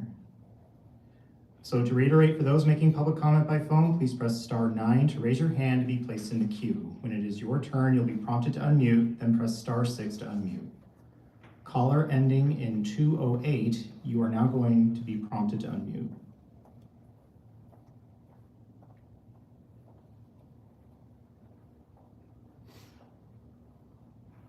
It's Rock 1. I'd like to speak on call items and general comments. Perfect, thank you. You'll have 3 minutes. You may begin. Thank you, and I appreciate the President Dar offering us general public comment. Sometimes our elected officials like to pretend like because it's a special meeting, there is no public comment, and it's merely the fact that the Brown Act does not require it. So I very much appreciate going beyond the Brown Act. On the executive director's report, it was interesting to see that we finally had some news on Councilmember Lee's administrative hearing. Apparently that's going to be January 21st. I have not been paying attention to everything closely, but the last news I saw on this was in April, indicating that he lost his Superior Court and had to go through this process. And, January 1st is a long, or 21st is a long way after that. This is kind of why I was concerned that the commission went with the administrative hearing process, because this is going to slow things down. And I do wonder if the commission itself could take things on a bit more directly. Anyway, those options are out there. I'm sure there are some upsides and downsides, and they've been discussed, but those options are out there. For the contribution data, I want to thank the Ethics Commission staff for the work on this report and the lobbying data. Contribution data was something a lot of us were thinking about. Community Police Advisory Board. Every division of LAPD has one. It's a community policing, community police advisory board. We haven't had any kind of assessment or vote on that because a decade ago or so, our city council tied it to inflation. And I just think we do live in a different world. And, we've shown that having large contributions and gobbling up nothing but max contributions is not the way to win, or necessary to win. So I do think there is some value in looking at our contribution limits and whether we should pause those.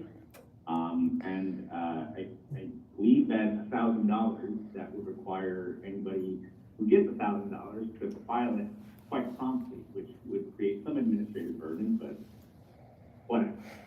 For the statement of economic interest, I wanted to just flag, we have 2 Charter Commission appointees who were up for a vote last week in front of the council, and there were no Form 700 filed for them.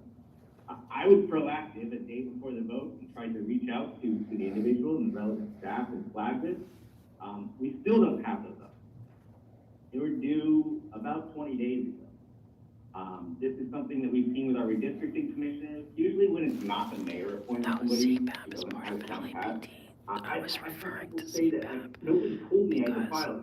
Well, they did get the paperwork, but it does take a lot of CPAPs. This is the ethics commission. I'm saying that it's unethical to let them have that much power and influence the city. Form 700 even though she's been between the staff for like 6 months.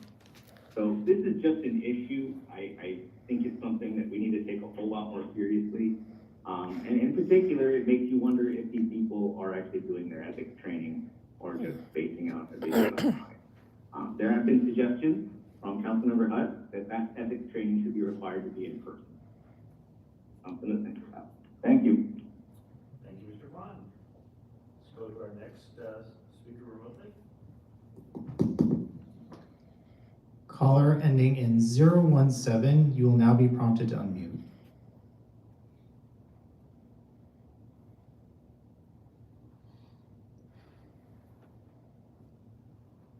Good afternoon, can you hear me? Yes, please state your name and the items you'll be speaking on.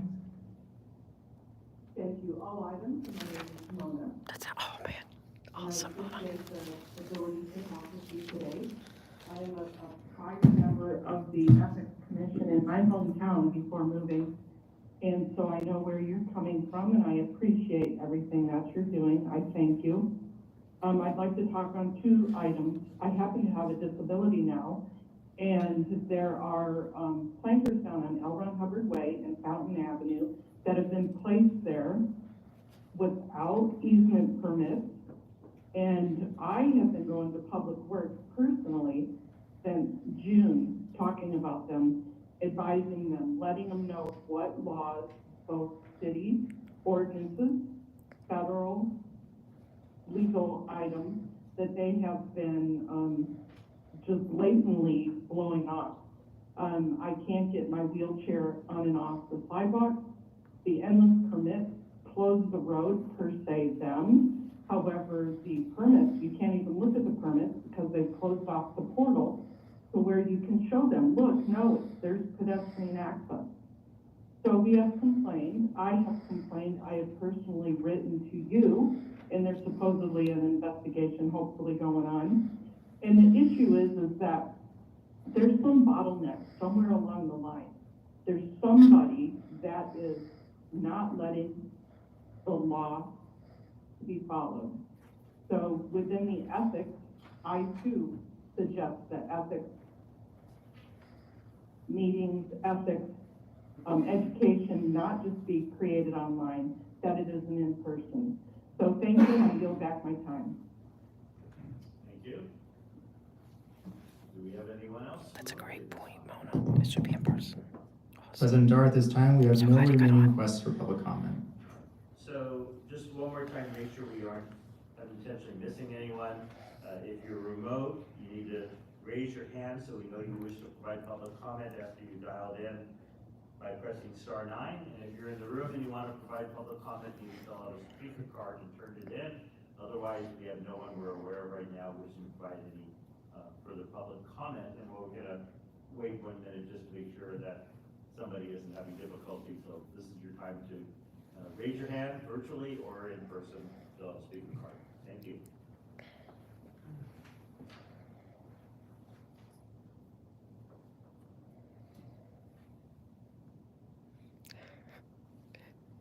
You did great.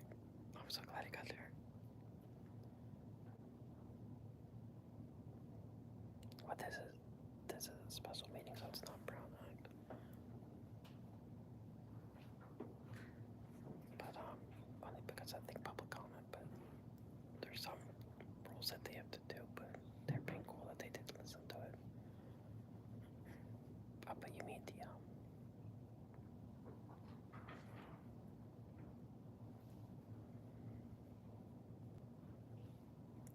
I did feel hurt by these people.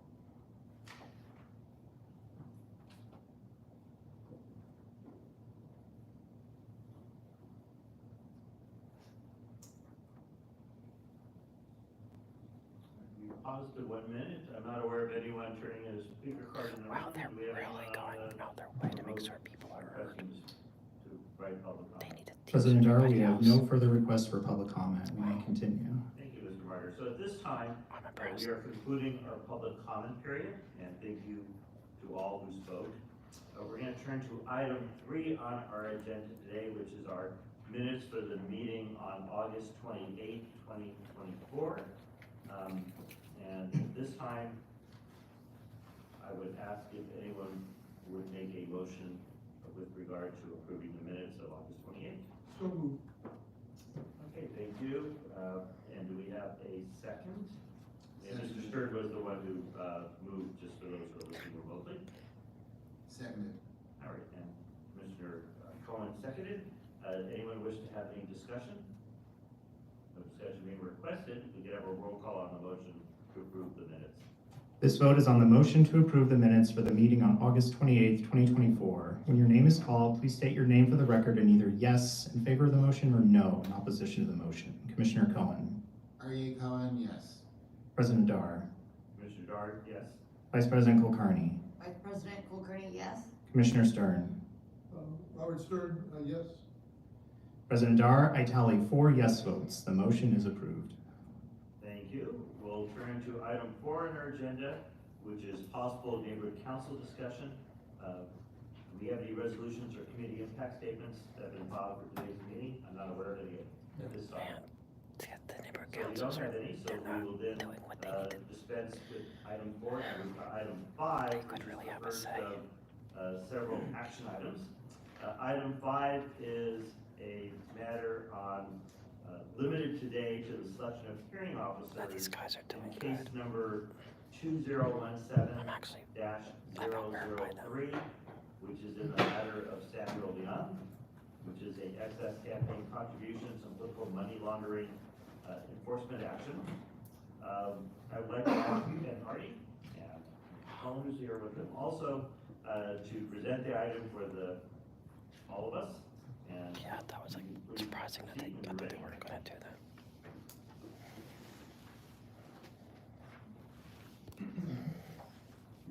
Thank you and good afternoon, President Doar and members of the Ethics Commission. I have Chief Investigator Stephen Cullen next to me, who was the investigator in this matter. The Enforcement Division investigated developer Samuel Leong for alleged money laundering of contributions to campaigns, as well as to officeholder accounts and making excess contributions. In the Leong matter, we issued a probable cause report with 444 counts. Probable cause was found, and thereafter an accusation was issued. An accusation is somewhat like a complaint in civil or criminal court. It initiates the evidentiary hearing process. The matter must now proceed to an administrative evidentiary hearing, and I say evidentiary because this hearing is somewhat like a trial, in that witnesses are called and examined and cross-examined. Documentary and other evidence is submitted, and counsel can argue. It's not as formal as a trial, for among other reasons, the technical rules of evidence do not apply. What you are asked to do today is to simply determine who will preside over the hearing. There are 4 options. Option number 1 would be to have an outside entity selected to provide an individual hearing officer to preside over the hearing. The Ethics Commission has a contract with the California Office of Administrative Hearings, or OAH for short, for this purpose. The OAH would appoint an administrative law judge. The OAH is the California agency that has administrative law judges to hear matters, including evidentiary hearings on all sorts of license issued by the state of California. Option 2, one ethics commissioner, basically one of you, would sit as an individual hearing officer rather than an OAH-ALJ and preside over the hearing. Under options 1 and 2, whether it's an OAH-ALJ or one of you, the hearing officer would preside over the hearing, make a recommendation as to whether the alleged violations occurred. I should add the evidentiary standard is preponderance of the evidence. The hearing officer must provide a written report with findings of fact and findings of law, and along with the record of the evidentiary hearing, the recommendation plus the record of the hearing would be forwarded then to the commission as a whole. The commission as a whole then would be required to make a final determination in the matter, specifically whether the alleged violations occurred, and if so, what penalty is appropriate. Options 3 and 4 essentially have the Ethics Commission as a whole, not one of you, but the Ethics Commission as a whole would sit as basically the judge of the matter. So the entire commission would sit and hear the entire evidentiary hearing. Option 3 would have one of you be chosen as basically a presiding officer. Option 4 would mean no presiding officer. All 4 of you just hear it outright with no presiding officer. In that case, the Ethics Commission would just make the final decision in the first instance after conclusion of the evidentiary hearing. In addition to choosing who basically hears the matter. A preliminary hearing officer must also be selected. If you chose the OAH to hear the matter, then they would pick an ALJ to be the preliminary hearing officer. That officer could be the same ALJ that hears the matter outright. If you handle the matter directly, then the Ethics Commission would determine who would be the preliminary hearing officer. As I mentioned in the report, I estimate that the hearing proper will take 10 days. I would say at least 10 days. There are 444 counts. There's many witnesses, many pieces of evidence. So it can certainly take more than 10 days possibly. Hey, Kelly. The accusation and the ordinance setting forth kind of the detailed procedures on the hearing process, of course, is set forth as attachments A and B to your agenda item. So that concludes my presentation. I would be more than happy to answer any questions you may have. Thank you, Mr. Party. And do any of our commissioners have a question? Mr. Stern? Thank you for the presentation. Since I'm a new member here, I need a little history. Can you sort of review what percentage of cases have gone in each instance in the past? Oh, we had ALJ versus the Ethics Commission proper. Mr. Tristan probably would know that more than me. Probably 99% of them have. I think the commission has heard, I think, two cases, 3 maybe, but the vast majority of them are referred to the Office of Administrative Hearings. And it's my understanding we pay for, if we go to the Office of Administrative Hearings, we pay for that? Correct. And the respondent doesn't pay anything, I assume? No, we pay our portion. And if you win the case, you still have to pay for it, right? Correct.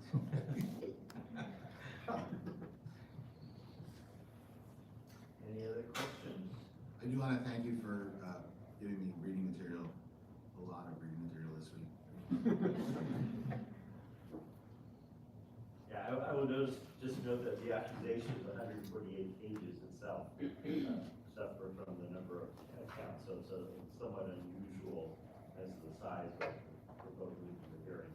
If we don't have any other questions, I'm going to ask for motion to the any other questions before we turn to our motion? Okay.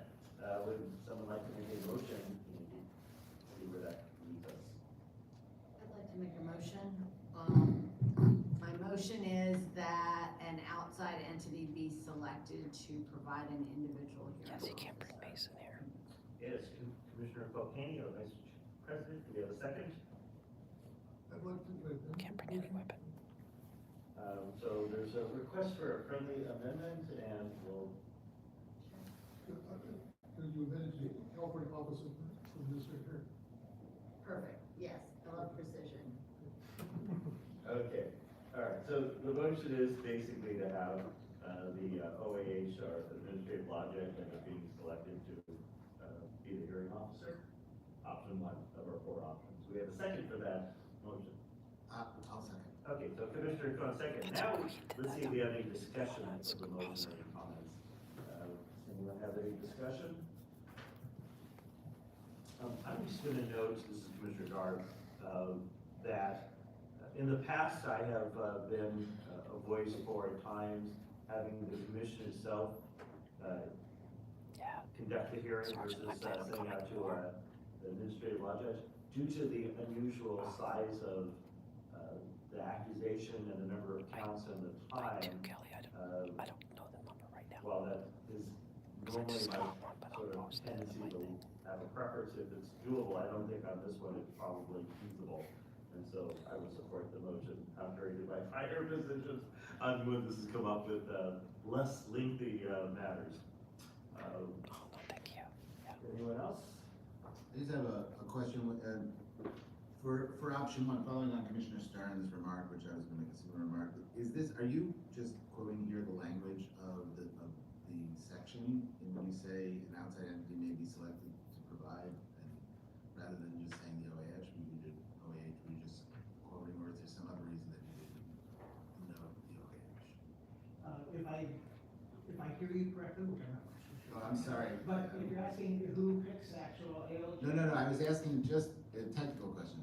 In your report, your option 1, you just say an outside entity may be selected to provide an individual hearing officer. That's either a quote or a paraphrase of the Okay, and that's the only reason that you didn't have any other reason for not naming the OAH? And if you look at attachment B to the item, it provides the actual language of the ordinance. Right. And that's essentially what it is. I would note for everyone and for the public that if we do choose option one, and essentially have the administrative law judge, that when it comes to the commission for final determination, we're required to review the entire administrative record. So while we don't sit in for 10 days of hearing, we're required to actually read it and review it, and so on. So we're not really doing anything other than having somebody do that exercise for us, but we ultimately review it and are required to review it before we can proceed further with my understanding. And as we heard, it's not a common event for these things to go that far. So we'll see.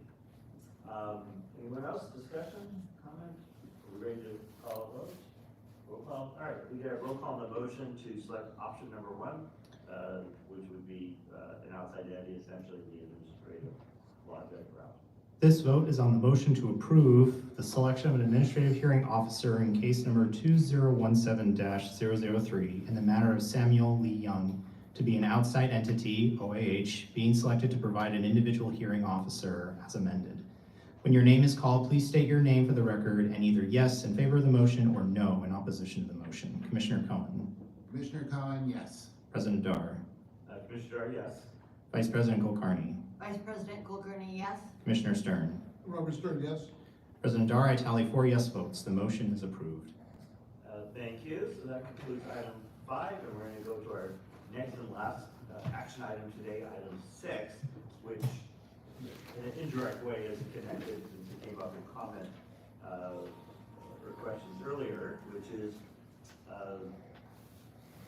approval or consideration of a proposed professional services agreement with the California Office of Administrative Hearings, who we just were talking about, selected as the hearing officer mechanism for the accusation today. So on this one, if we could have Mr. Tristan present the proposed professional services agreement, and then we'll proceed from there. Good afternoon, commissioners. As was stated before, and you are all now perfectly familiar with the Office of Administrative Hearings, is our contract with the agency expires this coming January. So what's before you is an agreement for a contract that would be for 5 years and not exceed $48,000. We have contracted with the Office of OAH for over 20 years to perform the services for us. So we are recommending that you adopt the resolution in attachment A to authorize me to execute the agreement between our office and the Office of Administrative Hearings. Which I will note sets forth an hourly rate due, and prior to someone answering more detail the question that Mr. Stern asked, maybe a good question for the public to understand just what's involved with these types of matters. Anyone have any questions for Mr. Tristan before we turn to a motion? I have a question. That's Mr. Dar. So the maximum amount is $48,000 for 5 years. I think I know the answer, but I just want to make sure I'm not assuming anything. So let's assume hypothetically we hit the 48,000 mark. It may not be likely, but what if we did? And a hearing may use up a good chunk of such a thing. What happens then? We just come back for any further authority? Right. For We would come back and negotiate at that time what the link would be. And correct. Correct. And historically, we've never come close to exceeding that threshold. So we're comfortable with that amount. Obviously, a case as the one that you just voted on is much longer than the typical case for us with OAH, which would usually be 2 or 3 days. So, but we're still comfortable that this should cover for the length of that 5-year period. And if it looks like we're actually getting near it, it'll come back before we exhaust that. Exactly. Right? At least if everything works as it should. Correct. Okay. Anyone else have any questions, or? I have a question, just one of those same lines, the fees for the OAH They're set by the OAH, but it's the standard fees that they charge anybody else for conducting these services, and they're from our perspective, they're very reasonable fees. There was a point in time where probably 15 years ago, the commission had us look at other options for outside hearing officers, and these fees were much more reasonable than what we had seen outside with retired judges and the like. the administrative law judges that are administered by the California Office of Administrative Hearing are the same individuals that would do matters before all of the state agencies. So these are people who that's basically what they do. I was only slightly nervous about being like Contract law said it for 5 years. Yeah. Right? Yes. Yeah. I wonder if maybe he gets involved in those. Otherwise, would someone like to make a motion?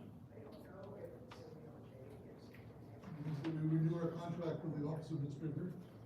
All right, so Commissioner Stern's motion to approve the proposed professional services agreement. Do we have a second? I second. Commissioner Bouquet seconds. Any discussion of the motion?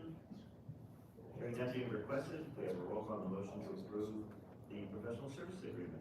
This vote is on the motion to adopt the resolution in attachment A to approve and authorize the executive director to execute the agreement. When your name is called, please state your name for the record and either yes in favor of the motion or no in opposition to the motion. Commissioner Cohen. Commissioner Cohen, yes. President Dar. Commissioner Dar, yes? Vice President Kulkarni. Vice President Kulkarni, yes. Commissioner Stern. Commissioner Stern, yes. President Dar, I tally 4 yes votes. The motion is adopted. Thank you. So that then concludes our action items today, which means the remaining items are information items. The next one on our agenda is item 7, which is a review of recusals by Jeffrey Dar, the president of the Ethics Commission, which is me. So in light of that, I'm going to be recusing myself from item 7 on our agenda today, just so that's clear. And I'm going to leave the room during the discussion, and then hand over the meeting at this time to our vice president, Mr. Carney, who will ably conduct the meeting, and then someone's going to go up here, we'll come back and rejoin, continue with running the meeting. How are my tax dollars treating you, West? Thank you.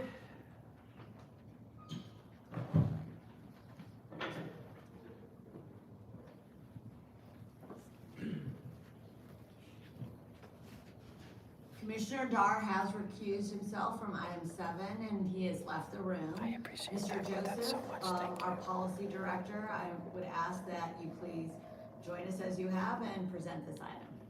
Very kind. Thank you. All right, thank you very much. Good afternoon. I am Tyler Joseph. I'm the policy director for the Ethics Commission.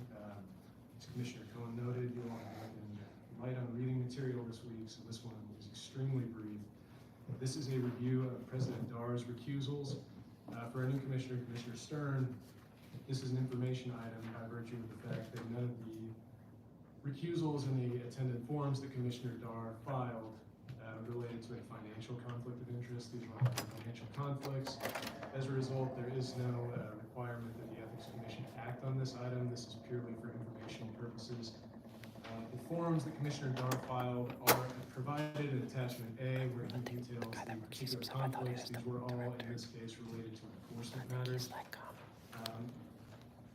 And as a result, he recused himself appropriately in all 3 circumstances. And again, there is no need for the Ethics Commission to act on this matter.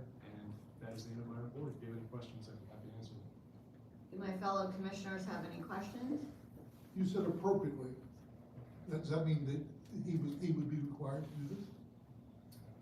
Well, we typically defer to the city attorney's office on a case-by-case basis, but I say appropriately because there are mechanisms under state law that require that the person recusing themselves make certain statements that concern the reason for the recusal, and that they not participate in the item, and that they excuse themselves from the room, and that sort of thing. Do you have any comments on this? Oh, wow. I'm wondering whether, was he required to do this?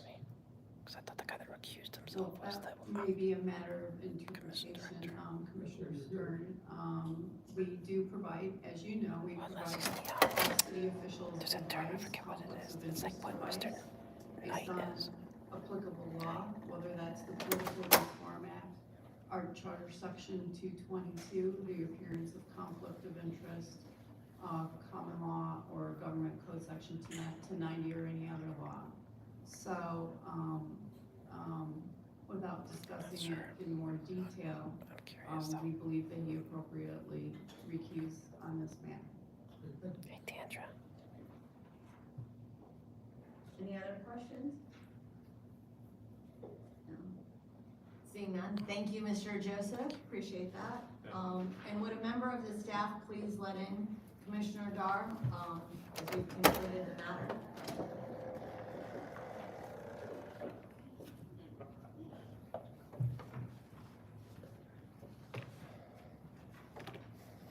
Man, it's so cold in here.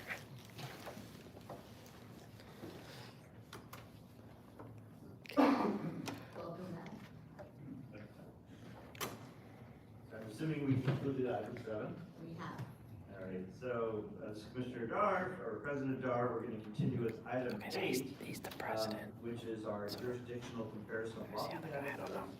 Reference one of our public comments. And so this time, we have our, who's going to present. So we have, that's our lobbying program manager, Ms. Asma Farr. Thank you for coming. Thank you for the great report. And if you could please present it to us, and then we'll see if there's questions and discussion. Sure. Good afternoon, Commissioners. Kiana Osman-Farr, Lobbying Program Manager. So item 8 is a report back on the jurisdictional comparison of lobbying data, and the purpose of the report was to give a big picture idea of the other numbers from other jurisdictions. And this report summarizes our findings from our research on 14 other jurisdictions, and we presented them alongside data from LA City. So there were several stages in the process of putting together this report. Our first step was to look at the laws in each jurisdiction to get a sense of 2 main things. The first being the different registration thresholds, and the second being the different types of entities that existed in each jurisdiction. An overview of the varying registration thresholds are presented in the first table, and you can see that the thresholds vary. It can be based on hours spent, compensation received or earned, the number of direct communications made, or other tests that are specified in the table. Some jurisdictions didn't seem to have a specific threshold other than generally requiring the person to be compensated. As is mentioned in the report, it's important to note that there are many other details that are not summarized in this table that impact when an individual entity would be required to register in those jurisdictions. So some of those other factors could include the types of activities that constitute lobbying, what is considered a direct communication, whether attempts to influence certain types of matters would require you to register, whether lobbying certain entities or persons would require registration, as well as what activities are exempted and which entity types are exempted. These all varied across the different jurisdictions that we looked into. And even things that might seem straightforward, like the definition of employee, could vary across jurisdictions.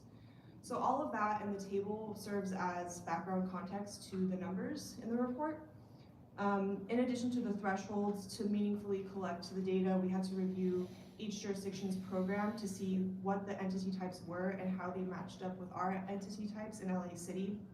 In some cases, we found that the categories of entities in those other jurisdictions didn't align with the categories that we use here, based on either the legal or programmatic context of those jurisdictions. So for example, sometimes the number of firms and employers were combined and could not be isolated.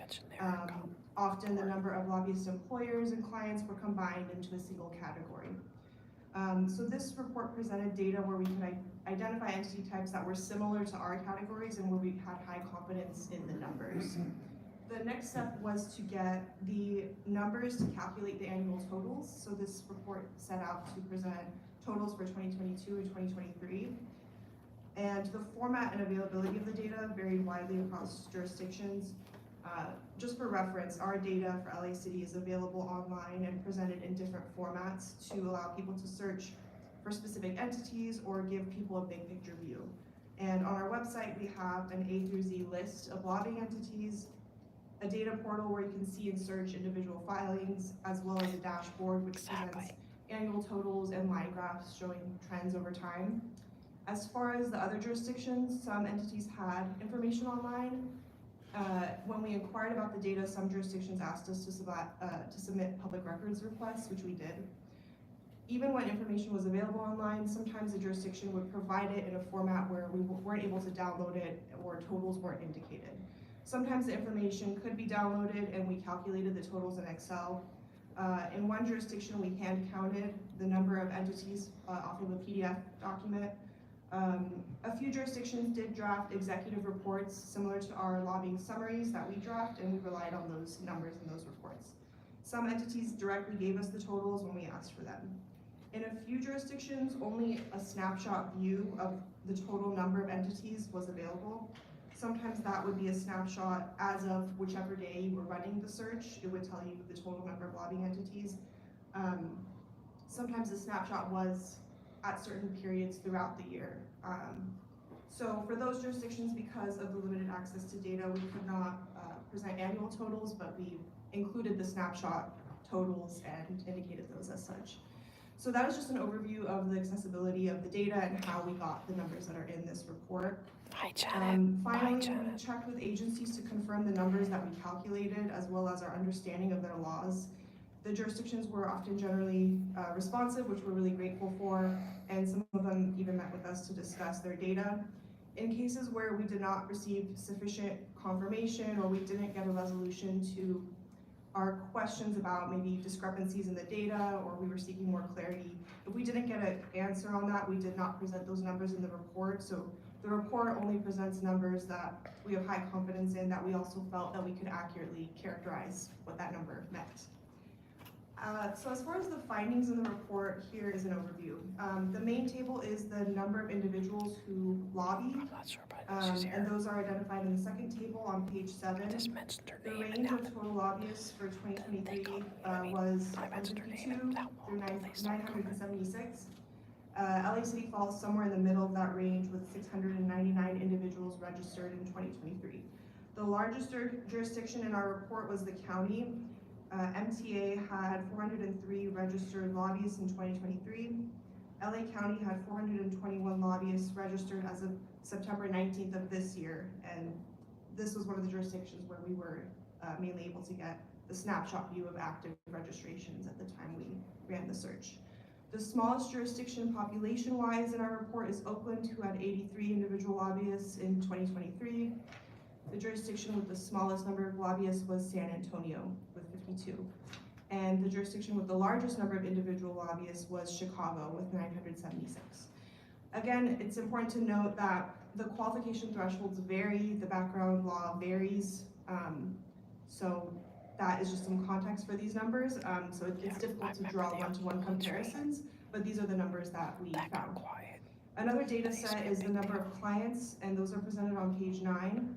Most jurisdictions, the ones that we presented in the report, have a category of client that was similar to ours. And the range of those client registrations for 2023 was 51 through 2,684. Some client registration numbers may be higher than they appear in the table. For example, as the table notes, New York City's number reflects the number of unique clients, meaning that if multiple lobbying firms registered the same client, that client was counted once in the total. And this is because of the way the registration system is set up. The client registers first before the firms register them, and so there's a single record for each individual client that hires a lobbying firm in the city. So in conclusion, I hope this report gives you an idea of where we stand compared to other jurisdictions and the other numbers that are out there, and I'd be happy to answer any questions. Thank you. I know this took a lot of work and a lot of thought of how to even follow and create a methodology to do this. So hopefully if we do this again, this will be easier next time if we do. So cool. Anyone have a question? First, thank you very much. I'm really grateful, and partially my fault that you had to do this.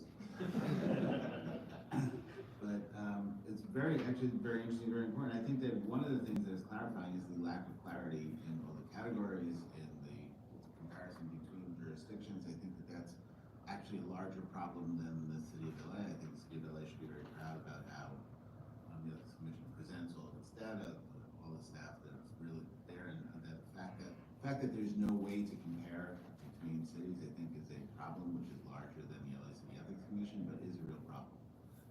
And I worry that that's a feature, not a bug, but that's beyond the scope of our discussion. But I think that, so I'm really thankful for your work. I think it's the beginning of a larger conversation itself. The number, amount of money, the amount of lobbyists, comparison between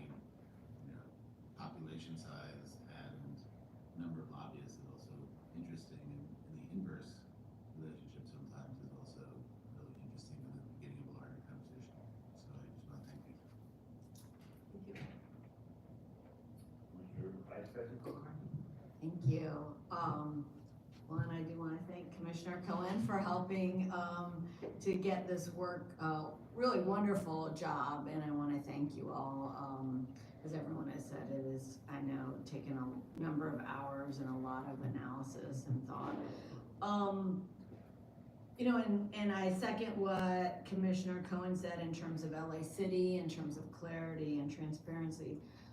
So my question, and I'm not sure if you're able to answer it or if our executive director is, but given this information, are you able to opine on what might be considered the strictest definitions and the most lenient? And when we look at that along with sort of the number of lobbyists, kind of per capita, what can we say in terms of the levels of influence, monetary influence on our political processes in these jurisdictions, right? Because I think that's what we're trying to get at, right? The information is important in the side-by-side comparison, but at the end of the day, what's the conclusion in terms of, because I think it's based on a premise that,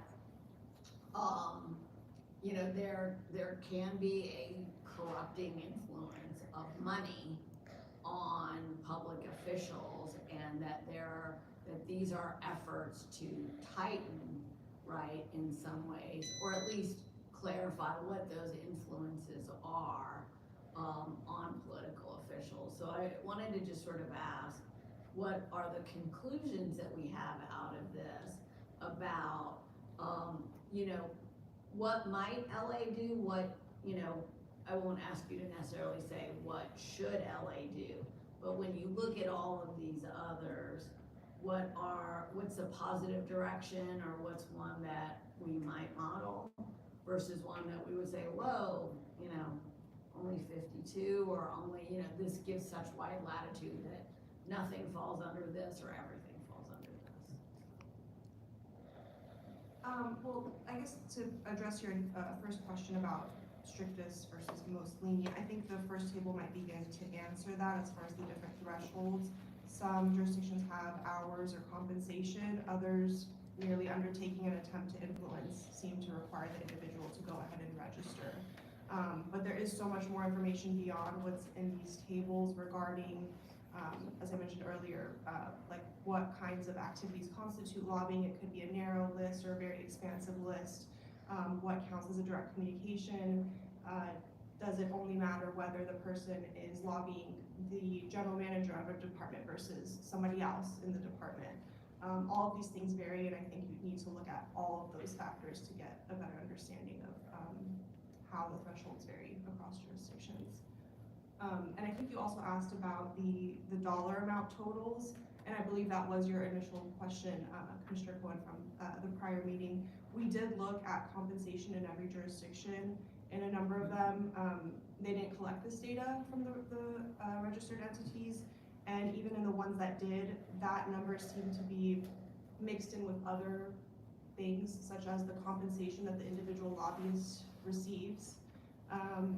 So those numbers were either under-inclusive or over-inclusive. It could have included things like overhead. There wasn't really a way to isolate the compensation received for lobbying services to compare that to the number that we have here. Thank you. Commissioner, I would add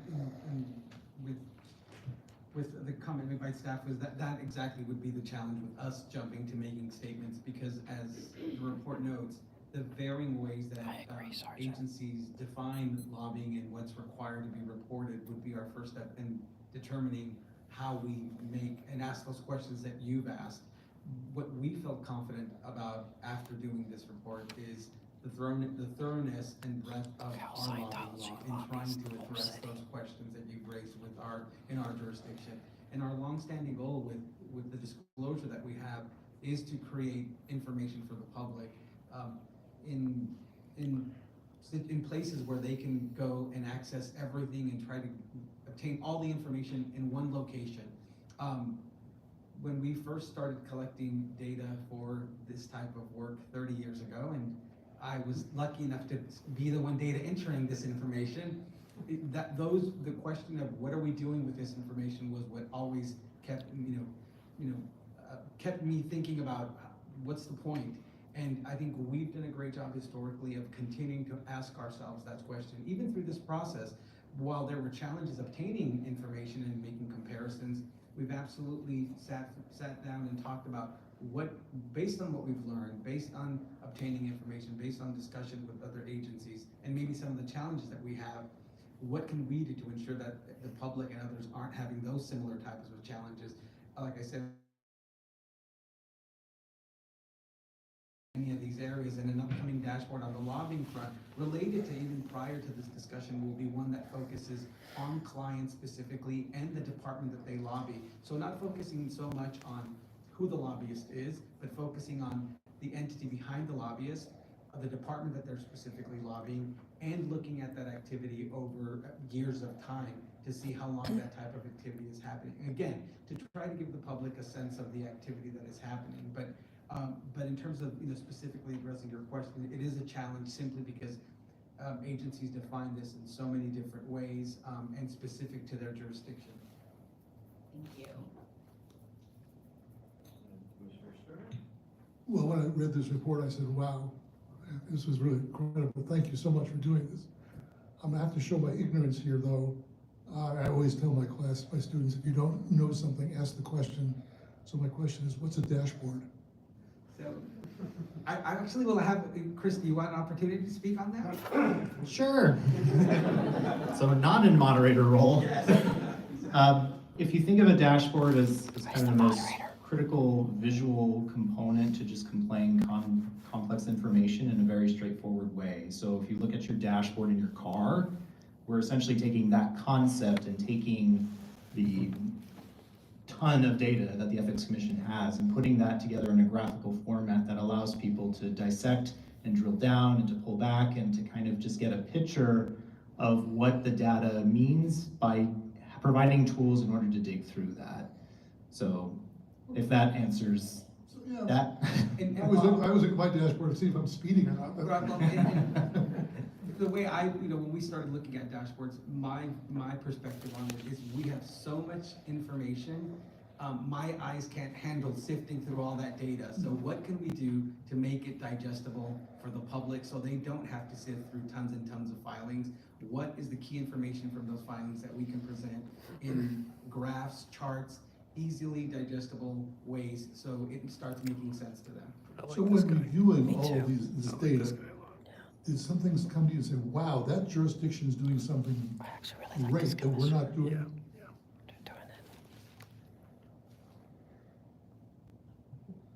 I can't think of anything that stood out for us specifically on the lobbying front.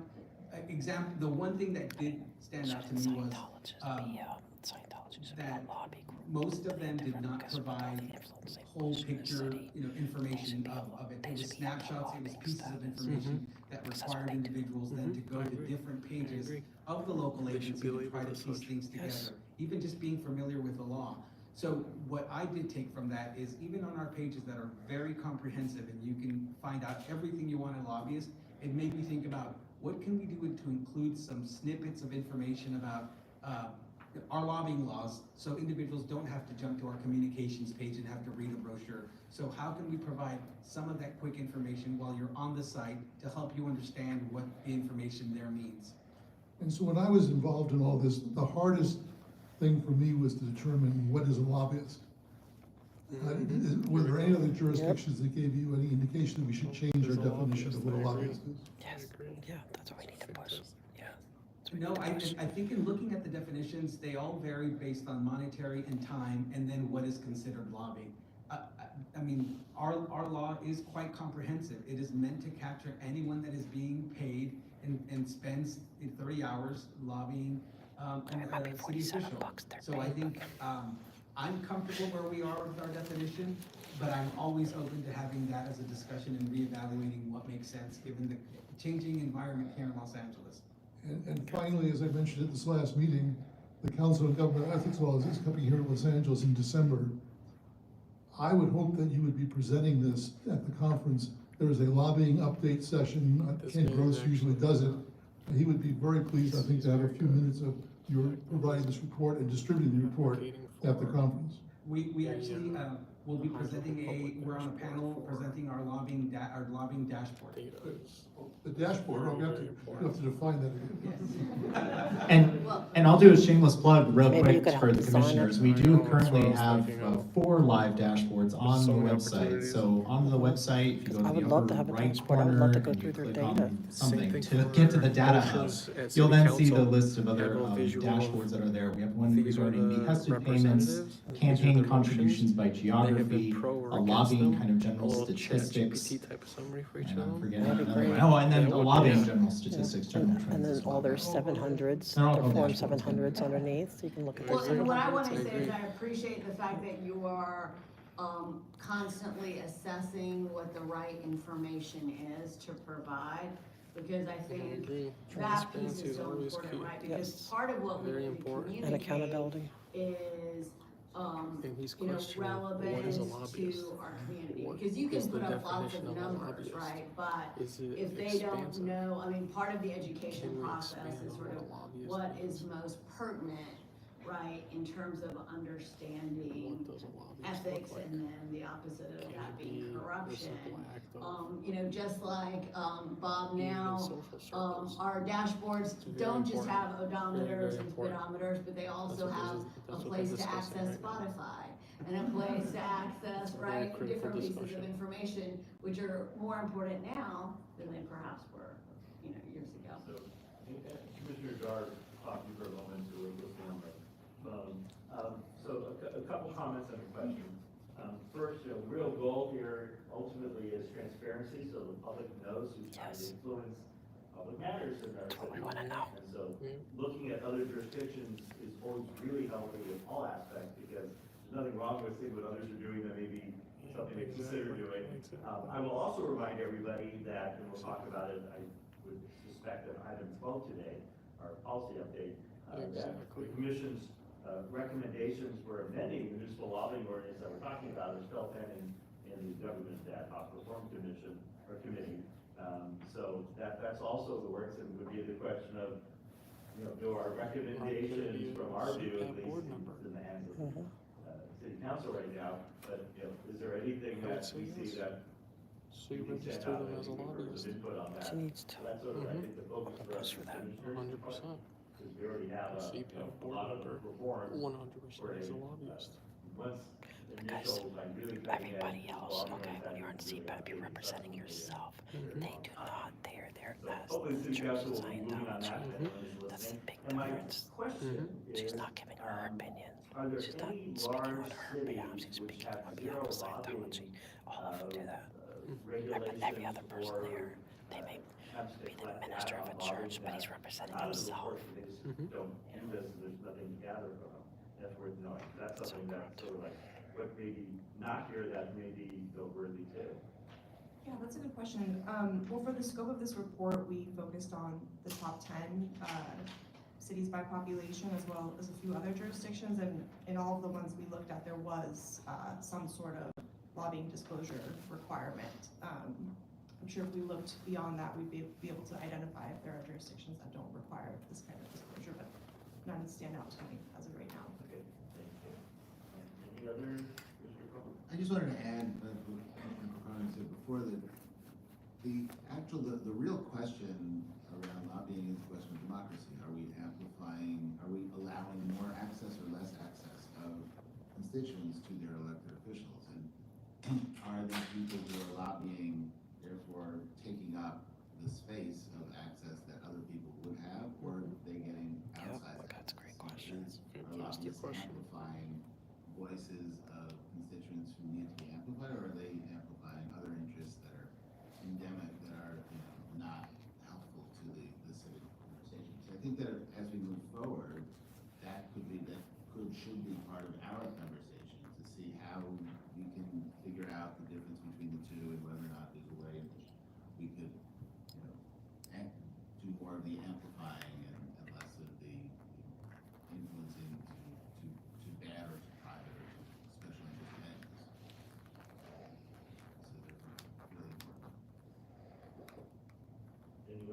we include us. Thank you again, Ms. Park, very, very helpful. All the time and effort was really worth it, so we appreciate it. And hopefully it's internally very valuable too. It's just a good, healthy, comparison of what are we doing, what else are people doing, is there anything to look at and think about, and otherwise, nothing wrong with borrowing from others or from us. Yeah, these guys are legit. Yeah. They're legit. Yes, but it would have been more legit with Jamie York, but the city council wouldn't appoint her because she's really a watchdog. And they're scared of her. So that pissed me off. This time, can you present the report? And thank you again for you and your staff for That's one at 1:30. put this all together, because it's after normal work. I wonder, should I go down, sign us up, and come back up? Or Thank you. Good Which meeting afternoon, is it? Commissioners. budget? Item 9 is a comparison report of campaign finance data from other local jurisdictions. I will be providing you a Just want summary to see of the where. report. It's down back in there. The goal of this report was to That's provide city a council sense of chambers. how the city's campaign finance data compares to similar data in other local jurisdictions since 2022. Staff researched the County of Los Angeles, the top 10 cities by population, and the California cities of Oakland, San Francisco, and San Jose. All jurisdictions are listed in the table on page 2 of the report, along with their population size and elected offices. The data for each jurisdiction shared in this report was obtained through a variety of methods. We reached out directly to every jurisdiction by email, phone, or both. The level of responsiveness from the jurisdictions varied widely, and we shared some of the same challenges that the lobbying team also encountered. Some of the jurisdictions provided the totals identified in this report, and others simply provided raw data, which had to be calculated. In many cases, we reviewed raw data provided by other jurisdictions and calculated the totals independently. No other major jurisdiction examined in this report collects, publishes data for each election cycle, broken down by race, candidate, and committee in the same level of detail as our elections totals page. Attachment A is a screenshot of our elections totals page. In addition, the laws and policies in other jurisdictions vary as widely as their governing structures and data access. For example, Oakland and San Francisco employ ranked choice voting, so they do not hold primary elections. Even the terminology can vary. Dallas, Houston, Jacksonville, Phoenix, and San Antonio use the terms general and runoff to refer to what we call a primary election and a general election. Here in the city, we stagger our elections so that odd number council districts are not on the same ballot as even number districts. In Chicago, all city council districts are up for election every 4 years. And in Dallas, Houston, and San Antonio, all city council seats are on the ballot every 2 years. Additionally, the fundraising windows and how campaign committees are allowed to be used vary greatly from jurisdiction to jurisdiction. For example, here in Los Angeles, we consider the primary election and the general election 2 separate elections. We also have a set fundraising window and only allow 1 committee per election. Meaning a candidate running for city council may begin fundraising 18 months prior to the date of the election, and any funds raised may only be used for the primary election. If the candidate moves on to the general, the candidate must establish a new committee, and any funds raised may only be used for the general election. This provides greater transparency to the public.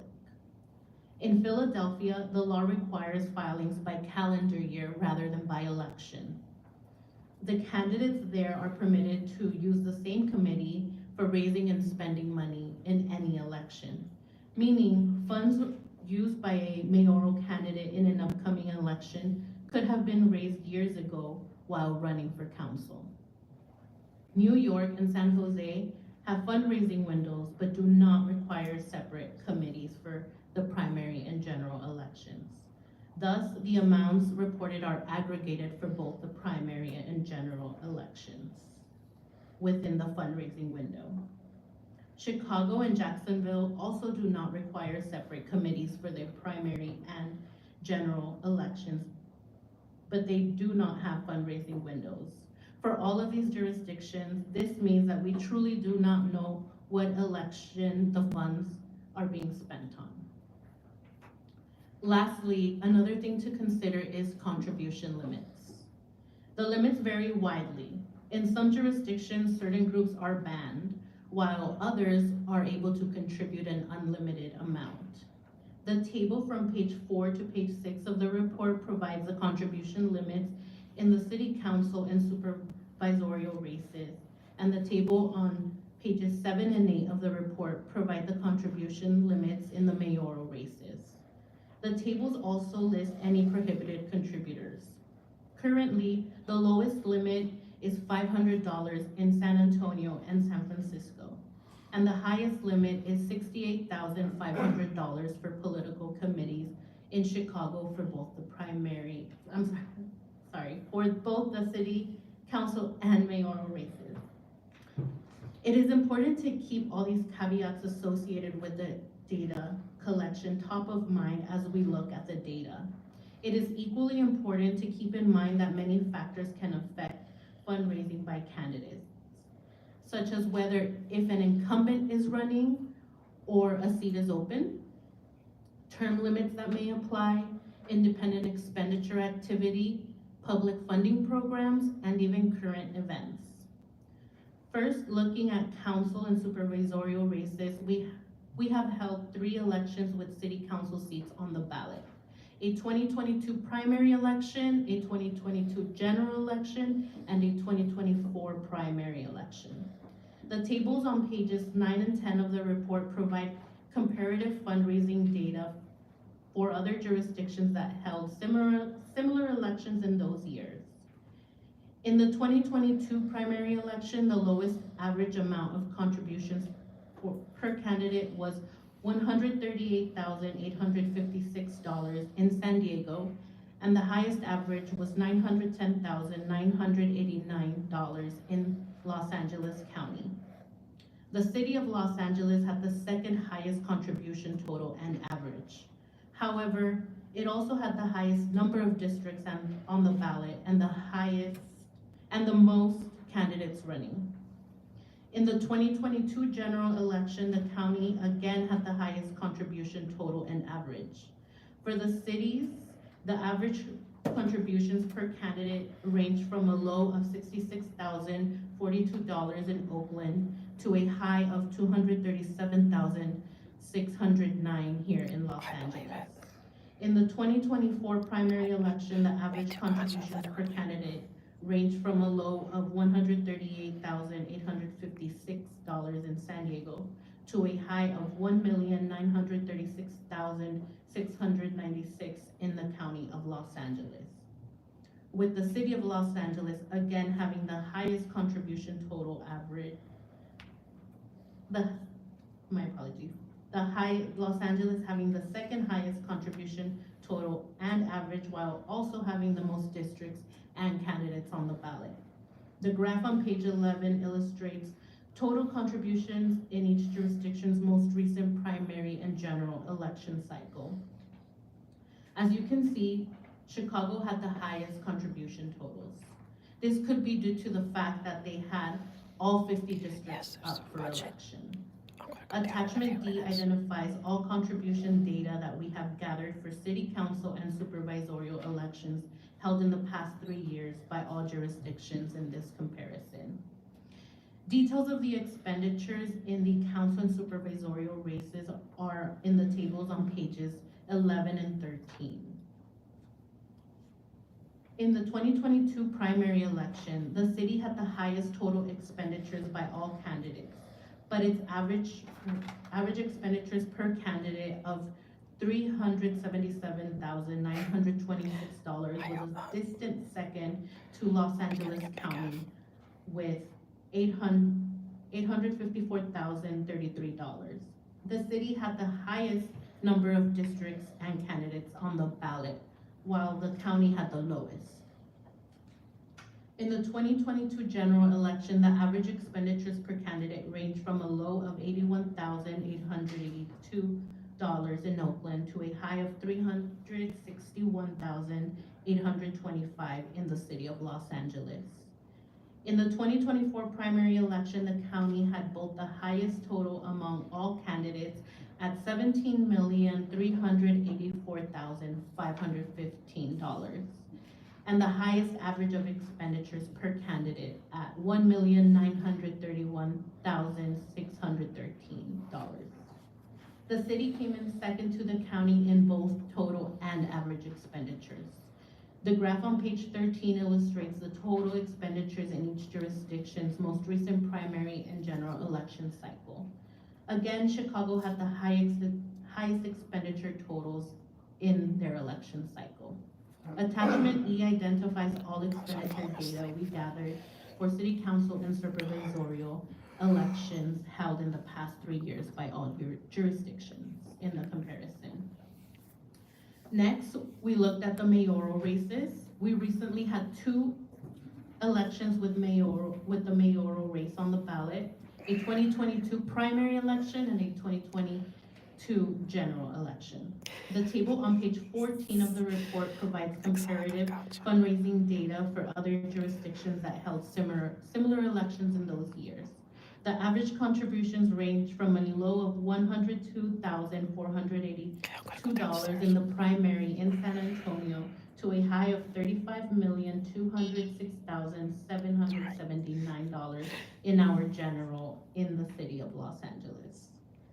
The high average resulted because a self-funded candidate contributed and spent over $100 million on his own campaign.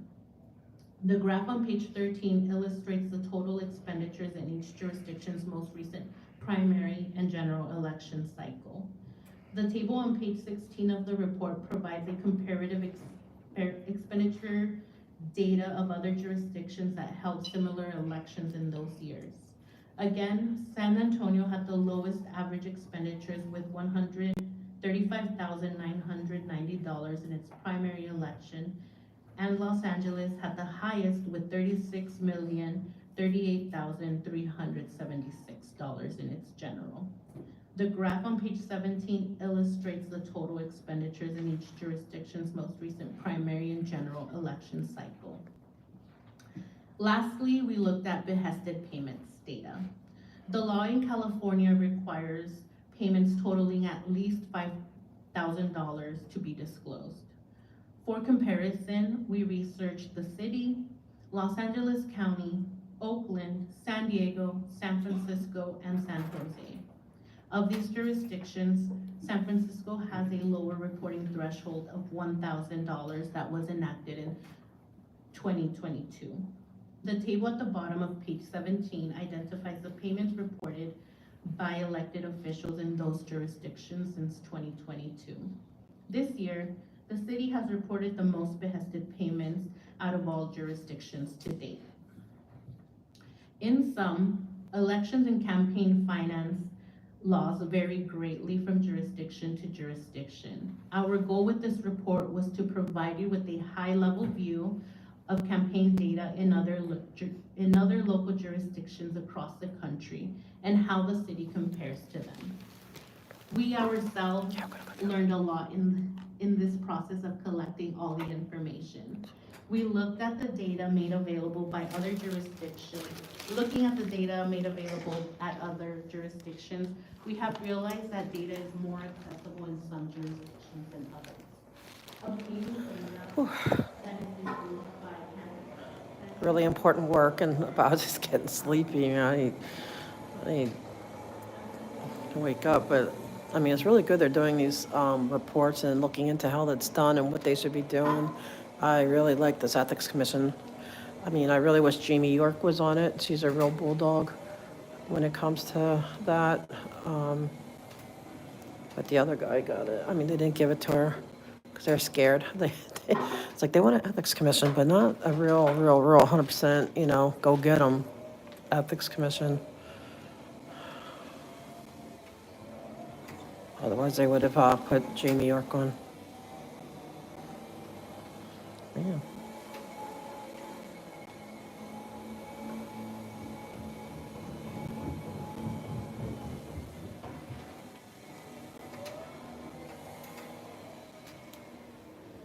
Oh, I wonder if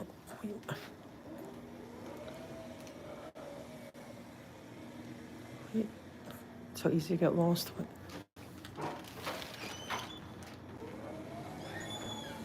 Like it goes in circles.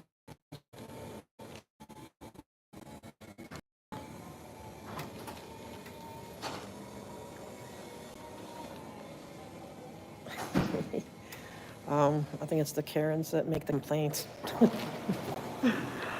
And then, and they go see whether or not they have any merit. Okay.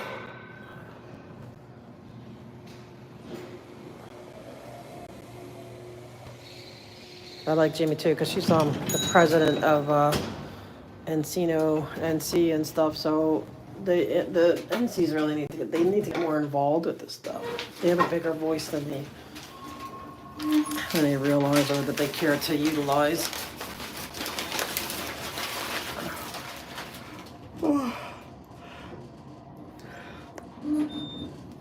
I need a way to go.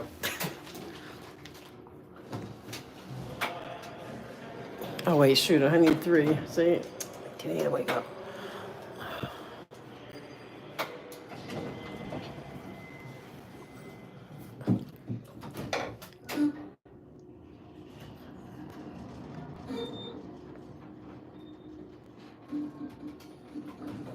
Okay. The budget committee. I know she's not going to be happy, the city attorney, but oh well. She shouldn't be doing their bidding.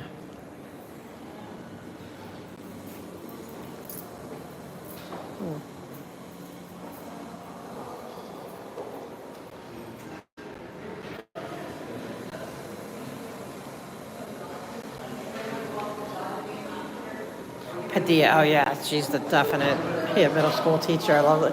Yep. Well, thank you, sir.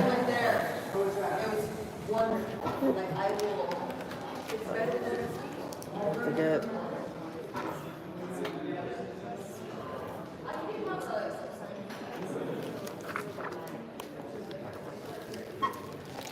It's like so cold. Is it me or is it like freaking freezing in here? Well, you guys being a lot.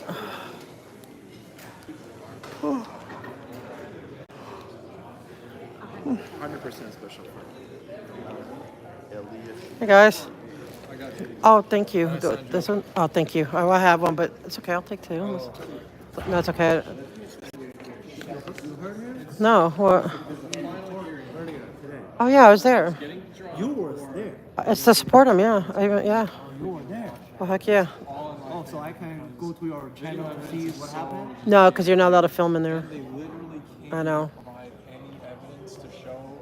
Yeah, is that better, Gonza? Because the other room, though, it was so far away.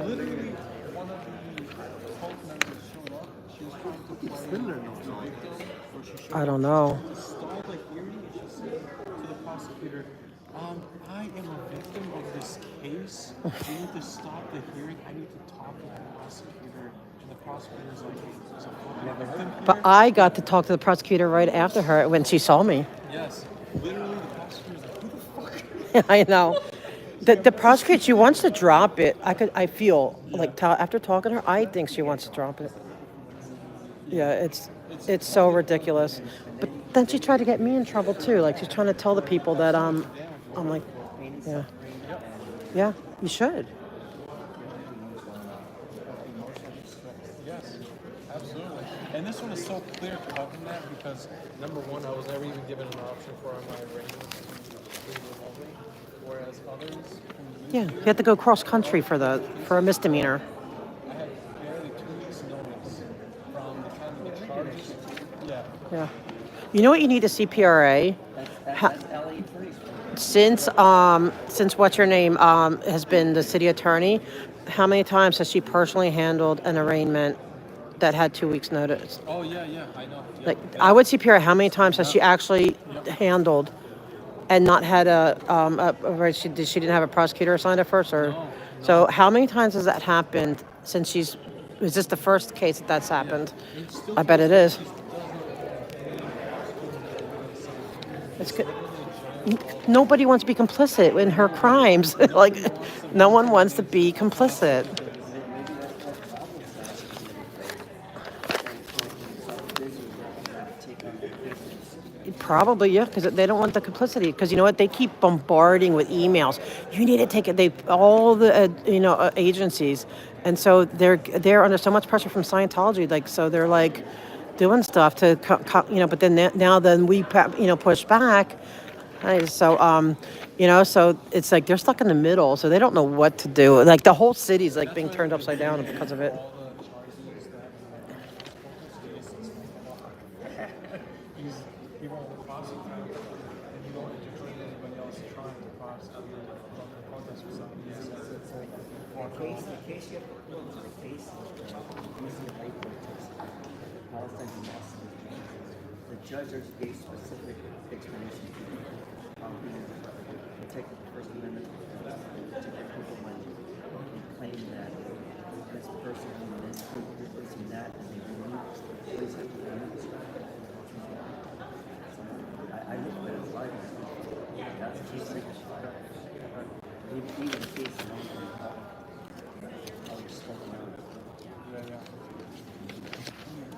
I know. I need this stuff resolved so I can go do my take my certification test, and then I can help out with this stuff. Okay. Am I still zoomed in, or is it good?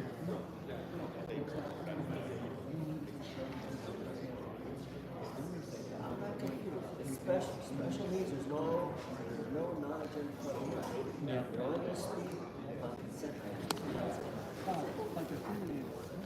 What? This is a special meeting? Oh, what they've been sneaky. They've been putting a lot of special meetings lately, and that pisses me off. You're not even 26 minutes for because I'm packing a knuckle. So I need to figure out how many you get, 3 or 2? Because he 2. doesn't want to ask. Spindler told me Wednesday is a special meeting. You get to speak on everything. Right, but Meeting is well, special. But we have 26 items. You're gonna get everything. Everything is this. we don't get public. What's open? Everything. So that means you can just talk on everything. Why can't you talk on everything? Special everything. No, but I mean, you only get 2 minutes though to talk on everything. It's not like you get a minute for everything. That's the reason why we want to ask According to the Jewish calendar, we've been fighting the war in Palestine now for 2 years using American dollars, American bombs, and American soldiers now to kill children, Rob. Free Palestine, Rob.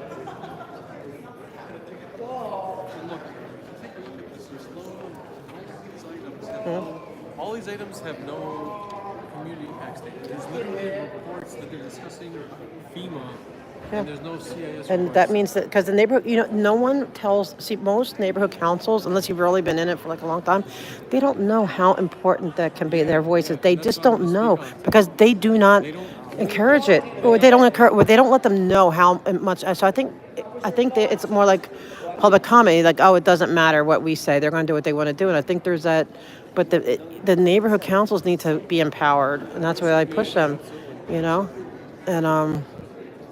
mean, you'll see them every now and then. They will get involved, but not enough. I mean, they may do, I don't know, 1 or 2 a month sometimes, but you don't even really hardly see it here. And frankly, if city council can meet 3 times a week, I don't see why the fuck budget and finance committee can't at least meet once a week. Yeah, I agree. 'Cause this is the big grand audio. I mean, this is the big shot. This is the. I can't believe they have Blumenthal. Oh man. I was saying earlier, I was going to go file a cure and correct for yesterday for getting unlawfully kicked out. I do want to go over there too because I want to. You know what they actually need to do? They need to rehold that entire meeting and reopen that item for public comment. Right, a special meeting, yeah. They have to. That is the technicality. Yep. They have to. Yeah, you can, or get that whole agenda item removed, period. And the decision, and then have to put it on a next meeting. So my understanding is at the very least, the mayor's office to file a cure correct. You do a city council, city clerk. And I was also just gonna, for the shits and giggles, I was gonna go over to the city attorney's office, and I was gonna say, you're gonna take this, I don't just stamp it, say you received it, and No, you have to deliver. I think it has to be delivered once you fill it out. I think it gets delivered to the city clerk. That they're the ones that accept service. they're the ones that accept service. Well, I'll let them figure it out. I'll do it all. Yeah, but yeah, I don't know if you have to know it. I don't think you have to know it. I don't know, because I had to do that too. I had to put my claim against the city in. I want to do my but I'm not asking for money for that one. I'm gonna ask for because they violated my rights. They wouldn't let me go through, even though the permits are very clear and I proved that they knew what the permit is. So I want to sue the city for that, but not for monetary, because if it was like a personal injury, it'd be different. But for that, no, I don't want the money. I just want them. I want Scientology off of all CPAPs. Yeah, it would be because they're a corrupting influence. Yeah, it wouldn't be for monetary damages. It would be. I mean, I could because my rights are, but I'm not looking for it. I just want. I want them to stop having the seat at the table that are corrupting the police to violate our rights. And that's what I'm going to ask for. And if I don't get it, they turn me whatever. So there you go, Jen. I gave you a heads up. You could see all this stuff coming in from Moxon.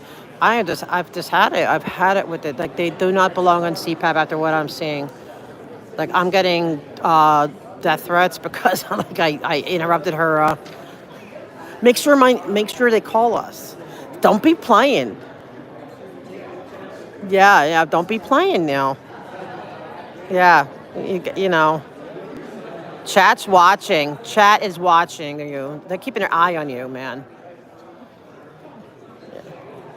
I know. Well, you look. Yeah, it's looking good. You got. I know. That's pretty scary. Stop being so intimidating. I feel intimidated now. I thought my name with a different name because I didn't. Yeah, after yesterday. Yes. Yeah. So far, they're not quite there with me yet, I guess. But with you, I think that your name's like written all. There's probably like a memo all around. If you see this name. Yeah, like here, put this name. Like, dang. I'm like, yeah, that. Yeah, we got it. You had to go undercover. Captain Shrimp, can you on Friday, just in case I'm late, can you sign me up if you're here? Because I thought I was going to miss it today. Thank you, because I was late today. Actually, so I went to the court. On Friday, you don't have to worry. Yes, I can. Okay. But you don't have to worry about it because on Friday they have 6 presentations, so there's 2-hour minimum. Oh, really? Oh, good. So you can be 1 hour late, you're still here. Okay, good. Okay, thank you. But if I don't see you, I will sign you up. Thank you. I appreciate it. They don't know the powers they hold. Audited Scientologist. Okay, that works. Or maybe I will sign you up as audit Miscavige. Yeah, or audit Miscavige. Audit Harvard. Or where's Shelley audit? Audit something. Okay, perfect. I love it. Thank you. How many quarts of oil does the officer have in his hair? I don't know if he's. Oh, come on, he's kind of cute. I shouldn't say that. I think he's pretty handsome, but don't worry, I'm not flirting. I don't like him like that, but he's a cool guy. I've known him for a while. Hey, Heidi. But I'm gonna say 2 quarts if we had to guess. Oh my God, 5:30. Is there another meeting? There's no other meeting besides this, is there? After this, no. Okay. Somebody's mentioning a 5:30 meeting. Well, that seems really I'm late. not aware. Maybe there is. I am not aware. Yeah, I didn't see it on the thing. Huh. You sure that's not the other day, that last week from the that weird attorney thing?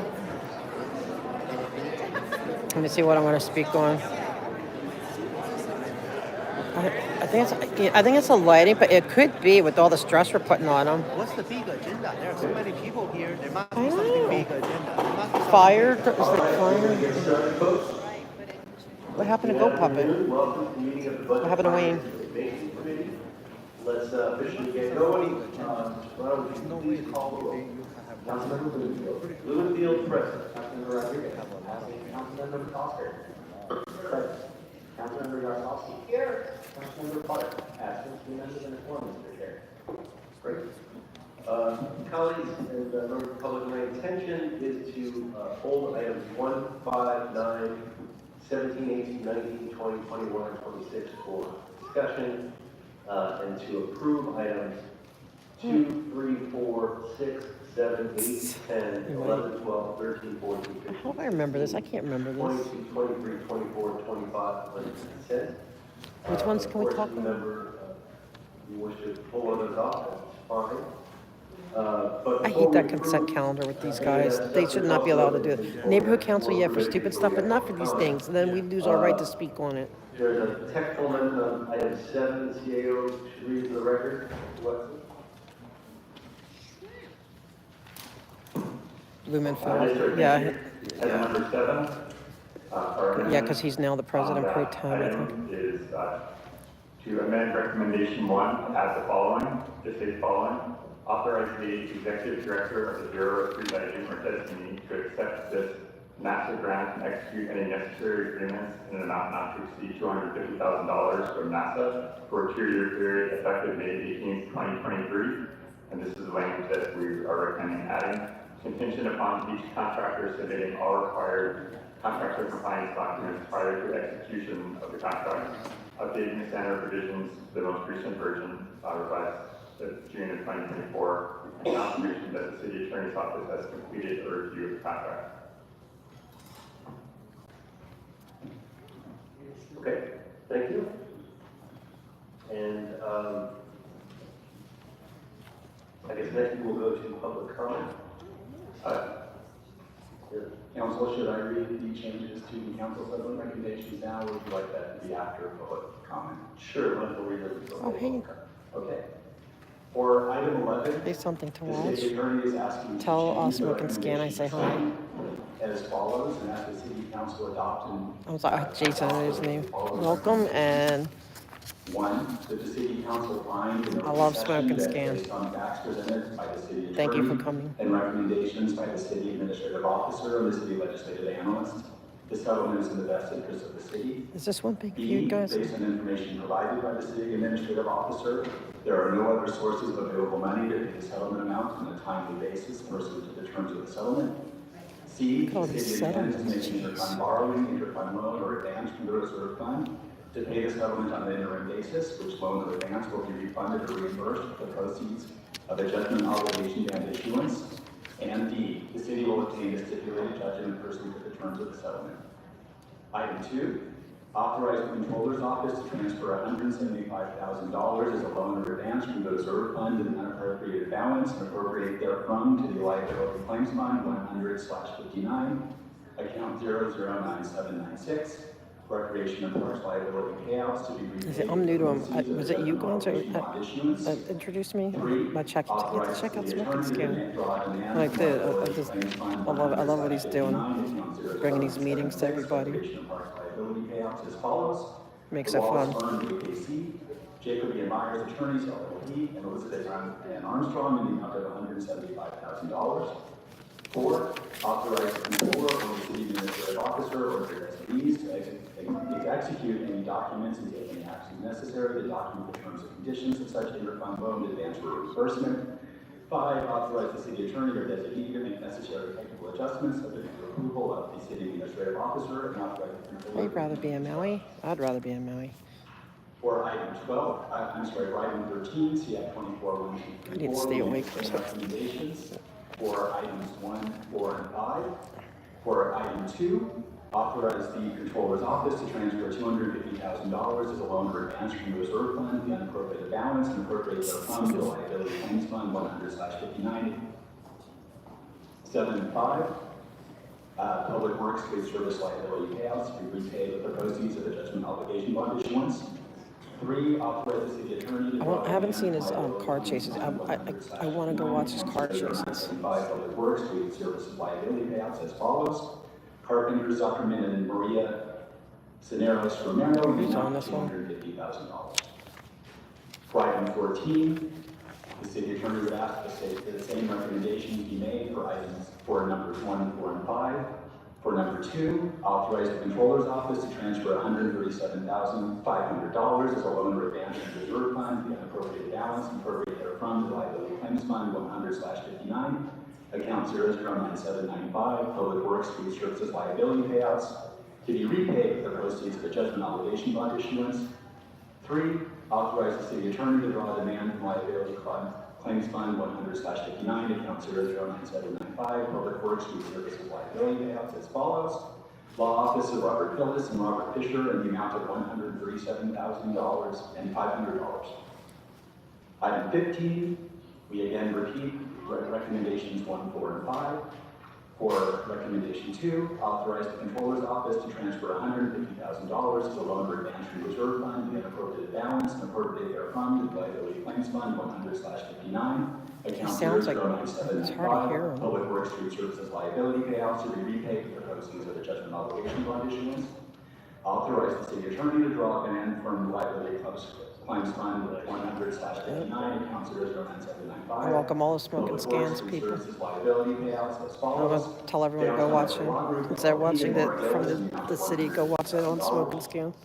For item 16, we repeat recommendations 1, 4, and 5. For recommendation 2, authorize the controller's office to transfer $395,000 as a loan or advance from the reserve fund, the unappropriated balance, and appropriated therefrom to the liability claims fund 100/59, account 009795.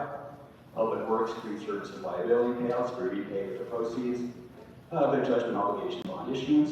Authorize the city attorney to draw a demand from item 3, authorize the city attorney to draw a demand from liability claims fund 100/59, account 009795, public works, street services liability payouts as follows. Downtown LA Olive Law Group, LLP, and Yolanda Ricks in the amount of $395,000.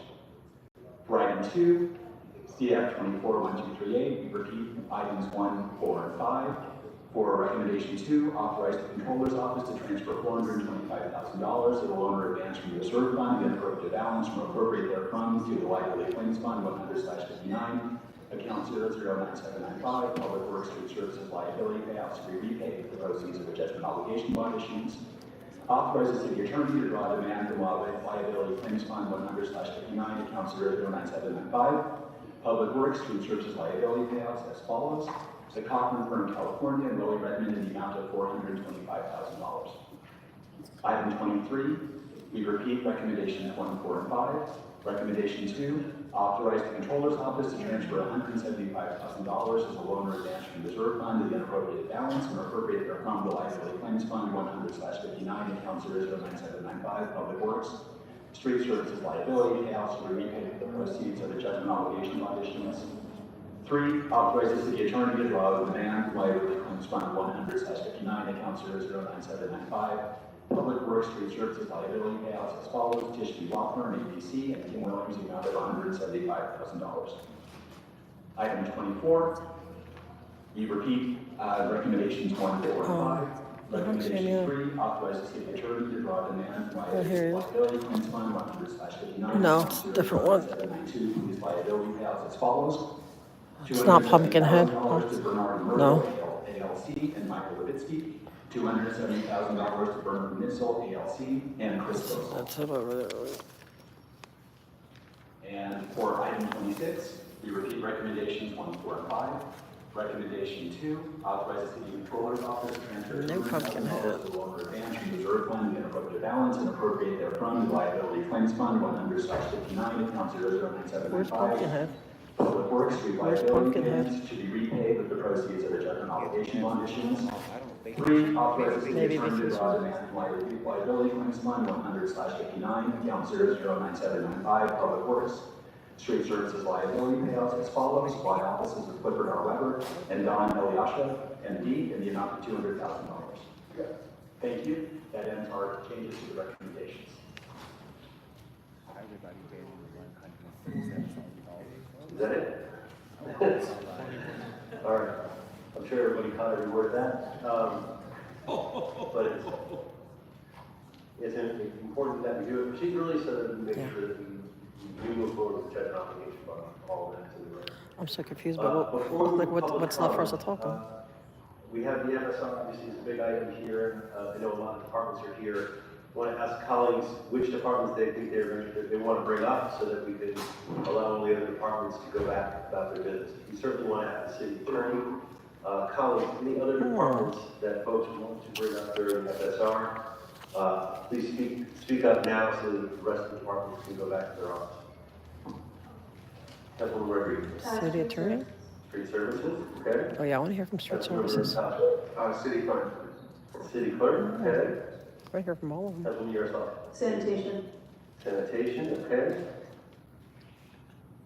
And any departments you want to, what? Okay. Oh, general. General, okay. And general service. So we have street services, city clerk, sanitation, and DSG. So G, yes. And CAO, of course, is going to be here. Yes, CAO is got the City attorney. Any other department that is here, you're welcome to stay and listen, but you're also free to go and back to business and back to the office and do what you need to do. So thank you all for being here. See, that's the power of this one. They all send all of them. Oh no, they all have to come to this. Yeah, they all have to come to this, and then they. Up as well. So street services, city clerk, sanitation. Well, they all have to come here to answer. This is the big As far as the FSR committee. is concerned, you don't have to be here. They all have to send That being representatives. said, let's move on to public comment. Yes. Well, no, 'cause they all send somebody, and then they decide who they want to talk to, and then the rest get to leave. LA, David, Herman, Joseph Dion, Blue Puppet, Donald Harlan, Mike, Hunt, Anita. Okay, I'm not gonna read all these. You know what? If you're here to speak, come up the lineup over here. I'm not gonna read you. I want to go last, though. And just, some of the creativity is good, a lot of this is very old and happy. Come up with better material, folks, with your fake names. Thank you. Just line up on the right, and we will begin. If you're gonna speak on public comment, go over now. Mega. Hi, I'm signed up at thanks, Officer Duarte. Slow Duarte. Yes, hi, Audit LA. I want to talk about all these lawsuits. Like, there's so many. It's like the whole last 2, 3, 4, 5, 10 pages of all the lawsuits that. You have 2 minutes for the item. Go ahead. Okay, and there's no public comment, right? Okay, there's just so many lawsuits, okay, about slip and fall and the scooter, falling through and all, it's not like regular, I think there's one car accident, but it's all slip and falls, and it's because our sidewalks are a mess. Where is Bureau of Street Services? Can you please bring them up here and answer to this stuff? I almost flipped out of my chair, and I did get stuck on the grass on Fountain Avenue, because the Church of Scientology only maintains L. Ron Hubbard Way. It's a beautiful street, beautiful sidewalks, although they got a permit to fix it, even though it doesn't need fixing, but they haven't fixed Fountain Avenue. And there's video proof. I have video proof that I almost flipped out and I got stuck. It was all, and you see people doing skateboard jumps off of it, off this big crack. It's because they have these heavy planters there that are not ADA compatible. They're not permitted. They're very heavy, and it's breaking the street. The sidewalk. The sidewalk is changing month by month. And so I am letting you know that if something happens, because when I go down there, if I do flip and get hurt, I will sue the city, because nobody's doing anything about all this nonsense. Instead of giving them the permit, Bureau of Street Services, he gave them the permit for L. Ron Hubbard Way, which is not needed. It's pretty much pristine. And trust me, I'm in a chair, so I know. I know a good sidewalk. I know a good street. I know when there's a curb cut. I'm very familiar. Like, I wish I could just bring you all along. I'll loan a chair for y'all to come around and inspect this city for what it's like for the ADA community. But, so Fountain Avenue, the 4800 block right in front of the blue building, it's a disaster, it's dangerous, somebody's gonna get hurt, and, oh, somebody tripped, we have it on video, I have it on video, somebody did trip, so you're probably gonna get another lawsuit. Somebody was jogging and tripped right where I got, stuck and almost flipped out of my chair. Thank you. Mm-hmm. Next.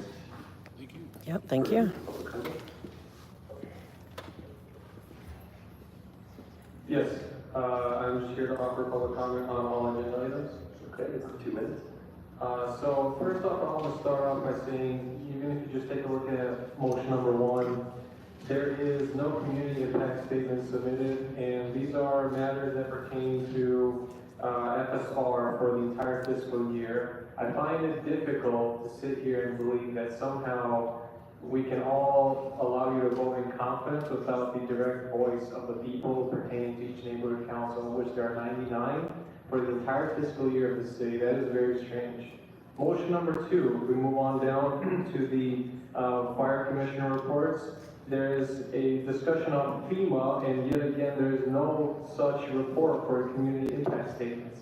And I question whether anybody here has actually solicited actively feedback from any of the 99 neighborhood councils that particularly are the voice, the stakeholders to which this, as well as the dozens of other motions, are impacting their lives directly. Motion number 3, yet another FEMA-related report, yet no community impact statement submitted. If we take a look at motion number 5, we're talking now about the LAHD and city admin. Yet again, there is no community impact statement submitted. When will any of you actively solicit feedback from any of the 99 neighborhood councils for which you do have your constituents residing in, whether you're C11, 13, 4, or whatever? Moving on to motion number 6, yet again we have a building and safety report, yet there is no community impact statement submitted. How is it that you're voting on a motion, yet again, well, with a special meeting nonetheless, where you can't even allow the neighborhood councils to give feedback, let alone whether they're actually actively aware of it? And why are you not broadcasting this meeting live? We were in the same chambers that city council is occurring. It should be live and recorded. Why? Public comment should be taken electronically as well. Yeah, great job. Thank you. What about the public comment? I think they should too, but it's not a Brown Act violation because it's a special meeting, not a regular meeting. Good morning, President Buscaino. I'm happy to speak on everything. It seems like number 1, nice to meet you, President Buscaino. About the full fiscal report, that is my big concern. Because according to the city controller's office, after 3 months into the new fiscal year, you spend all of your liability funds.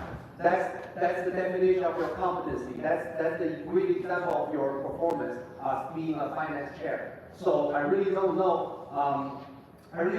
What you did. Are you intentionally putting us in a financial deficit? Or if you're intentionally to screw everybody, all the city workers and all the Los Angelinos? I have no idea. We have 9 more months to go. Where do you get your money from? When we have another 9 months of millions every single week of those liability payout. And then at the same time, you continue to send money to Palestine. At the same time, to the city of Los Angeles, all of the Israeli, we cannot breathe. Next one item, I would like to talk about all the closed session items, which is trip and fall. I don't even know how many Israelis I know that they trip and fall in the city of Los Angeles. Why that we continue to have those trip and fall conditions?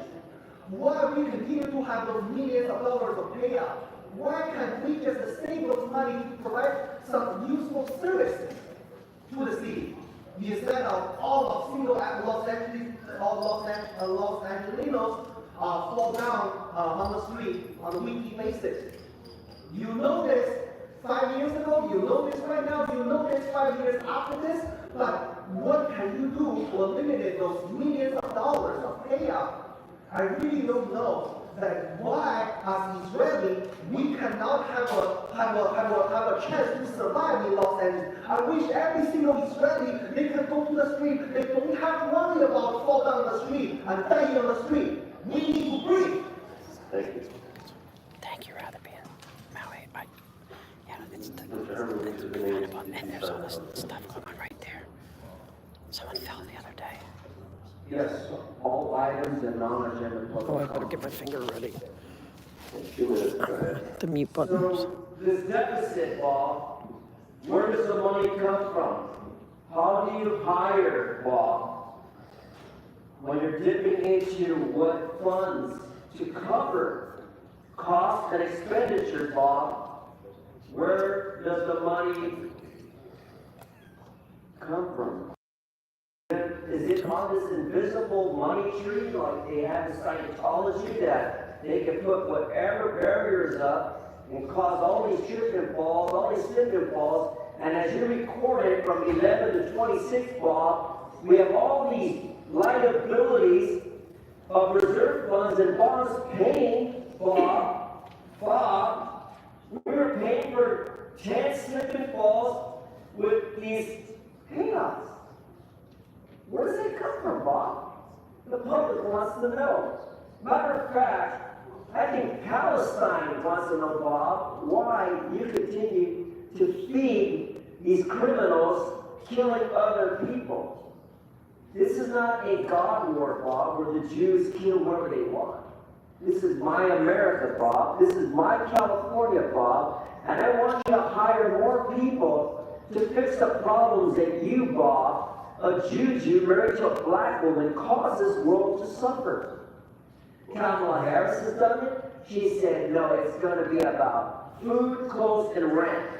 Well, Bob, I couldn't pay shit with the hiring that you're going to pay me to sweep for $45 an hour when I should be getting half of what you make, Bob.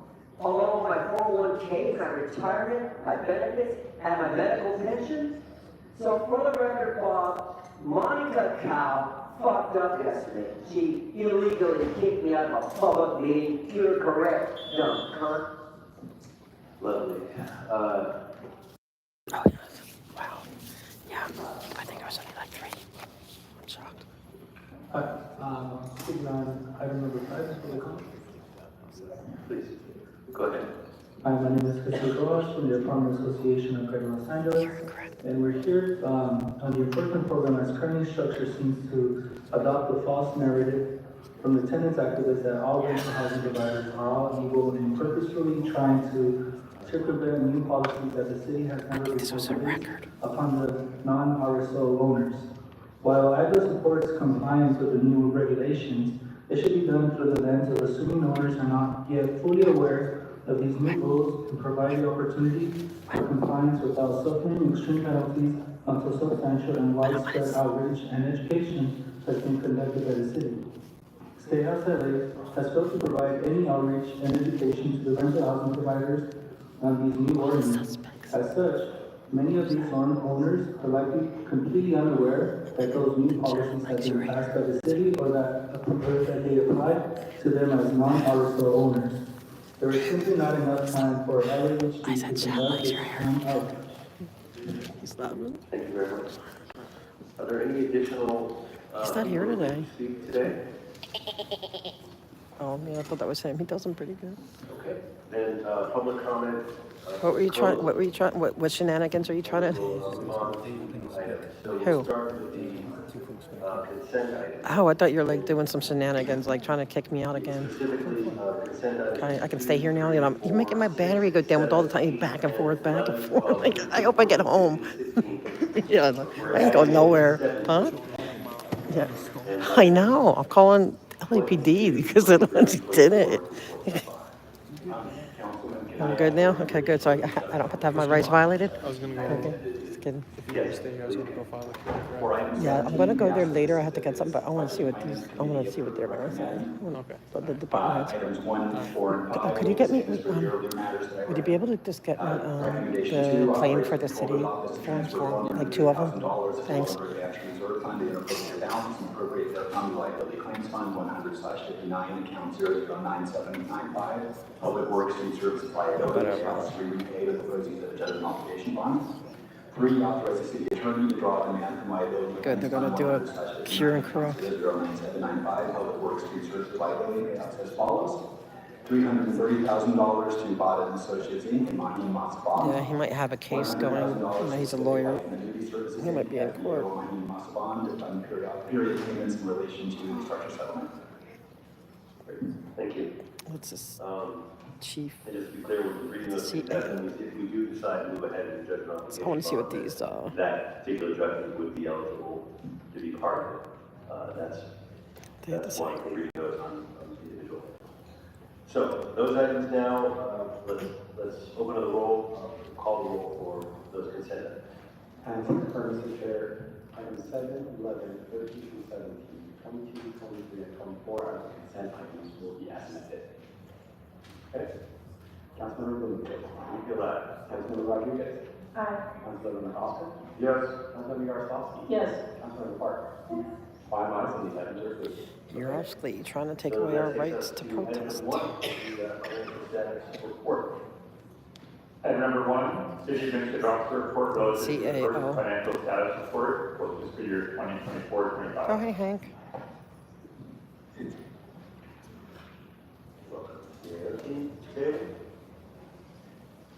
They get grilled now.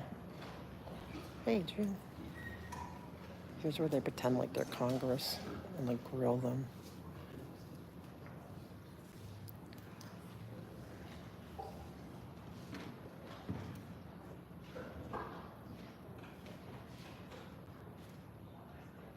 Welcome forward.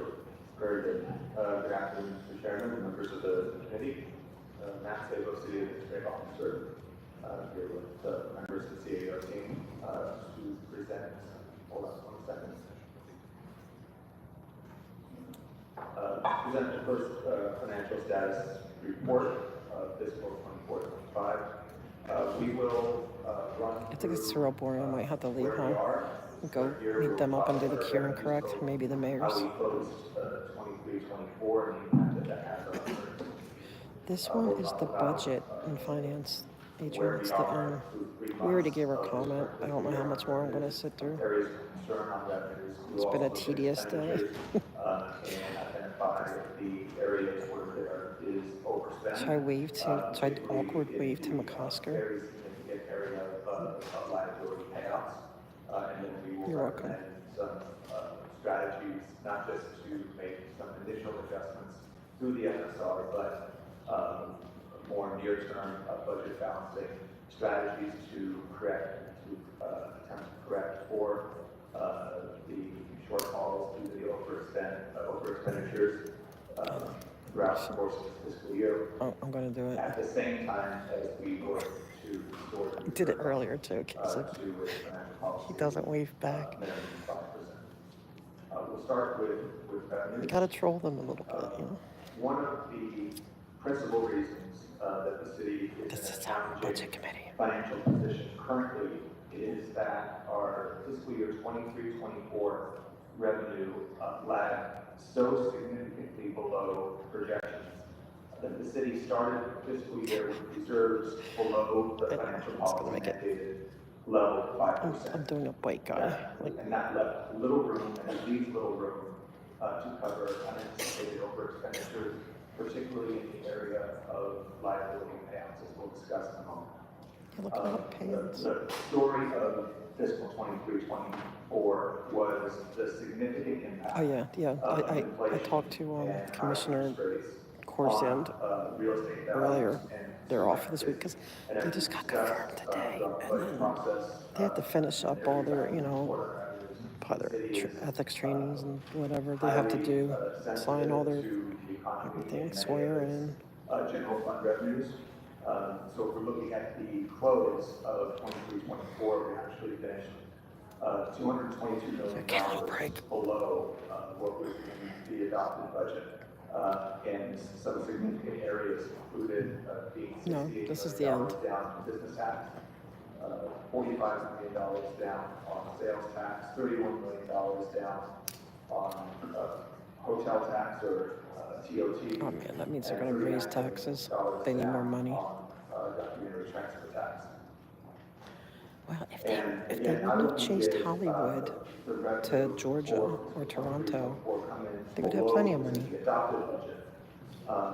But it came in more than Yeah, $50 I kind of want to get home. I know, I kind of want to leave now in a minute. below the revised assumptions, I'm feeling which was sleepy. used as a basis for the 24-25 I mean, I love to, budget. you know. And so that not only affected our reserve fund levels, where we ended fiscal 23-24, but it I creates think a I'm gonna. significant risk I should do my for mayor's, the my rest dear of the mayor. budget Right, I should do in my the dear current fiscal mayor. year. So as it relates to the current fiscal year, we are reporting I do want to do September, we are some $37 CPRAs, million but above plan. I don't know if I'll do that in person. I don't know. It is certainly better to be above plan than below plan. Yeah. There are significant areas of concern. On this tax, Exactly, we are slightly above plan. That we have to do mostly with delayed reporting. On TOT, we are down almost $9 million below plan, and that suggests a continuing plan in the recovery from pre-pandemic levels. We still have not reached those levels. should I do dear mayor? Just get this persistence, you know. A lot slower than anticipated. I still owe Clark his commendation. We're down. That is an issue related to higher remittances. Not owe, but you know. We're still behind on that, and as well as $12 million with utility users tax. As I said, there are downside risks, although again, it is better to be They did call street services, right? We are seeing with sales tax, for example, a slower than expected improvement after the Federal Reserve rate cuts. We had assumed in this budget that there would be big reductions. UCLA they're in financial trouble here. Had an updated report in October. The city's in financial trouble. The benefits of that rate reduction will be felt. That's why they can't fix a pothole. Towards the end of 2025, as opposed to the end of But we this can calendar buy year, robot or dogs. the beginning of next calendar year. So we have risks there. The county assessor on property tax has revised their growth rates down to 4.6%. We assume 4.75% in the budget. We have an issue, a potential issue on our cannabis revenue as it relates to business tax. The cannabis portion of our business tax, where state legislation is removing the tax that the state will charge from what would be taxable. So we could see as much as a 10% reduction just as a result of a 10% reduction in general fund revenue from our business tax of cannabis as a result of that state legislation. And again, our hotel tax continues. Is McCosker lounging? What's he doing? In terms of the Is he economic lounging? factors, Like he's like, bottom right is he corner. lounging? What's he doing? High inflation and interest rates, that was the What the heck is he doing? most significant impact on our economically sensitive revenue. Recovery from the high inflation, recovery from the high interest rates, it would be the best way for those revenues to rebound. So is he taking a cat nap? But we also need to be looking at how we recover from the entertainment industry strikes. See, that's what I'm saying. And just the overall The shift strikes in, and chasing them retail away. employment post-pandemic. They need to do better. On the expenditure side, Yeah. Oh, maybe he's looking at the report. Okay, thanks, Gonzo. we are projecting that we will have he's looking at that. $216 million He's at least paying attention. I'm just not used to that. as of September. I think he's looking at it. He's probably reading that. It makes sense. Of that overspend He's trying. Oh, he's working. Is coming in the form of $122 million in unbudgeted liability claims, litigation expenses, and outside counsel costs. Now, I do want to point out, $92 million in liability claims for a total spend $30 million for litigation expenses and outside counsel costs. That $92 million is on top of what has already been spent on liability.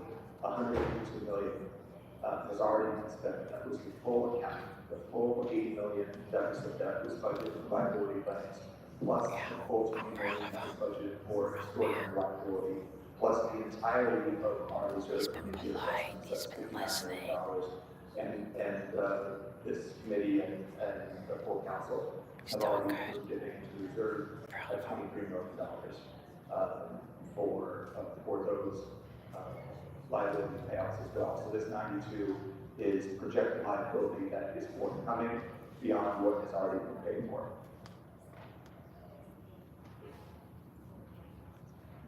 And as I mentioned, the stress on reserves coming in form initially from the lower than expected closing revenue being down $50 million. It's interesting, important conduct. The reserve for liability at $23 million. We stand today at a reserve fund of 3.89%, $313 million. We still have, and we have not touched our budget stabilization fund, but as I mentioned, the other reserve accounts that we have, that we typically rely on before we dip into the reserve, have been exhausted. We have the reserve for extraordinary liabilities, $20 million. That is gone. The entirety of the adjustments is gone as well. We have set aside $105 million to cover, as we discussed in the budget approval process. It feels like Friday. I don't know why. It's so weird. It's only Wednesday. Let me see where they are.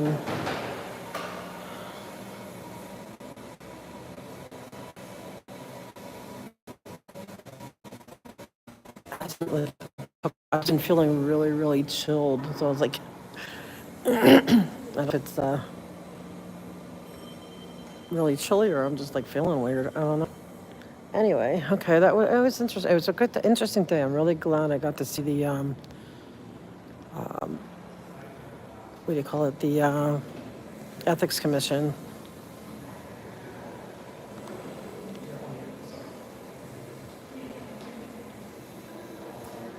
Let's see if they're there. See if anybody's still here. Ah, okay.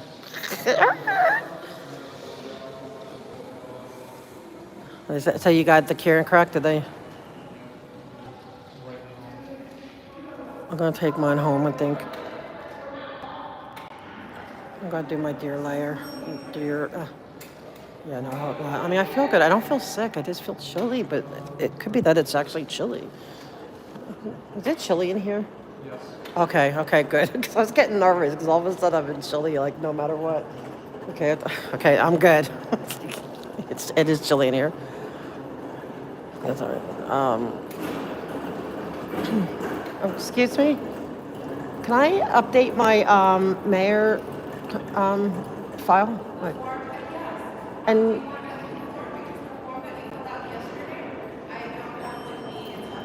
yeah. No, I just do like update it, observations. And also, can I CPRA request from here?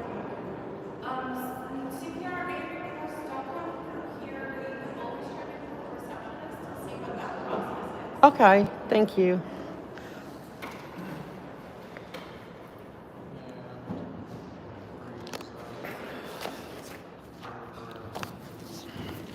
I think we could save the taxpayers some money and turn the air conditioning down. I just think it's really cold. I think they forgot to turn the air conditioning down. I know, it gets really cold over here in the winter. Yeah. Oh, did you want a clipboard? Oh, no, I'm good, I think. Okay, guys, hold on.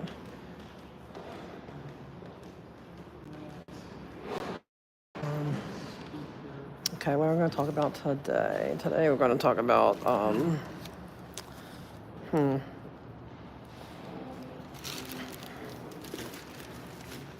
Oh, yeah.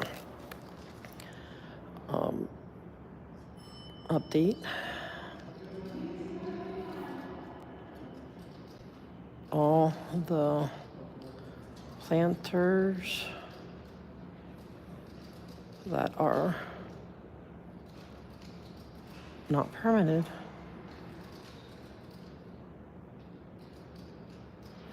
and non-ADA and not ADA compliant are still on LRH Way and Fountain.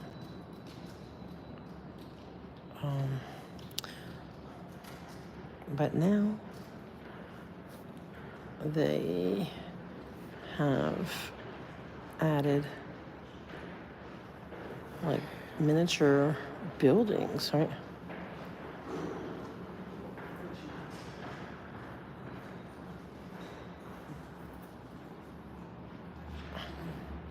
I mean, actually giant structures, giant structures.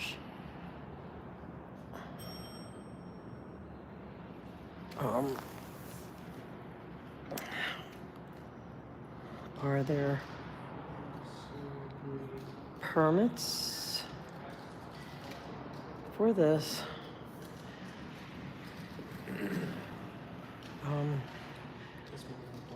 Have there been inspections?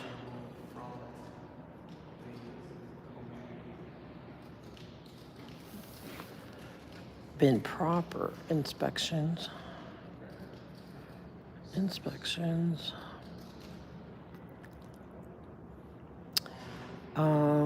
To verify safety. To verify the safety of your voters. Okay. I ask because Scientology has been caught quite a few times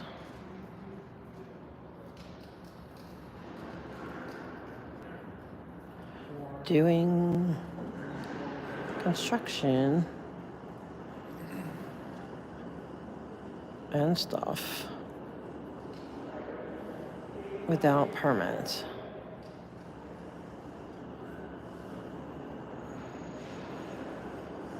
I'm not sure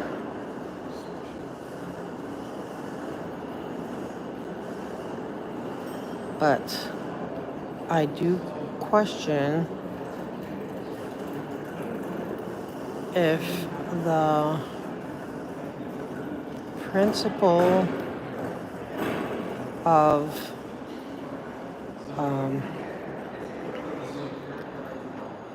it's better to ask for forgiveness than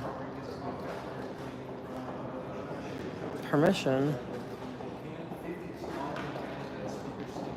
is a core belief.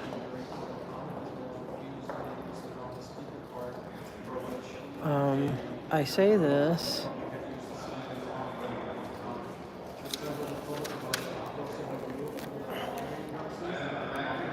because I see many instances where they do just that.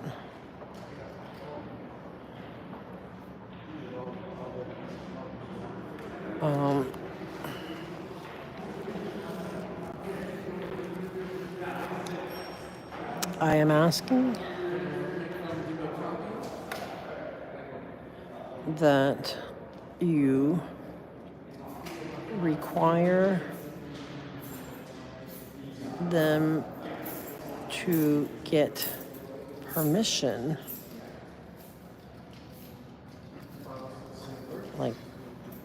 the permits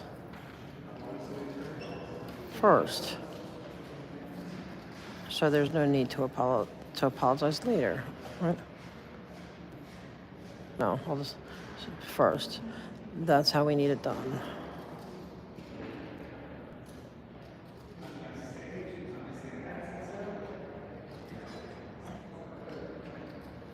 Please remember,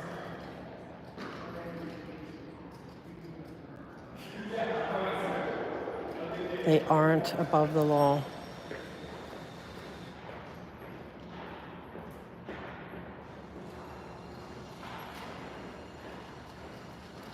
We just heard about the massive deficit.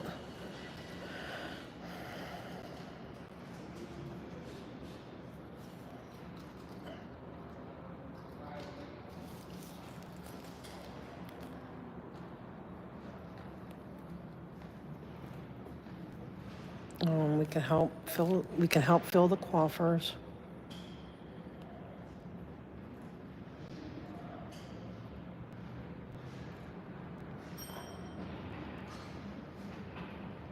If you would start giving them citations.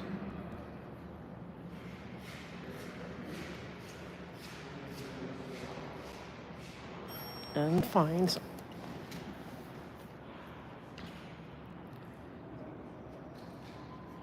For every time they don't seek permission first.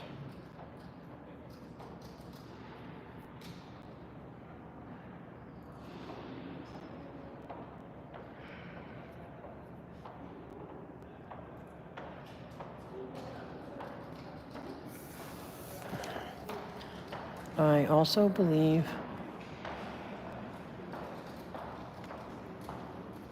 if you were to check all their emails,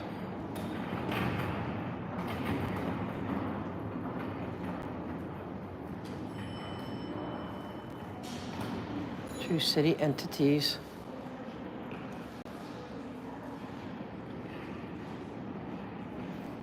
and that they serve on boards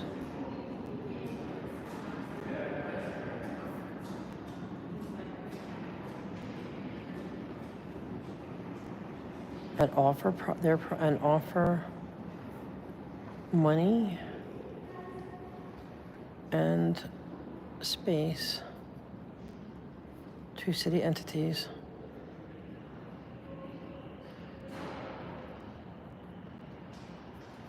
And expectation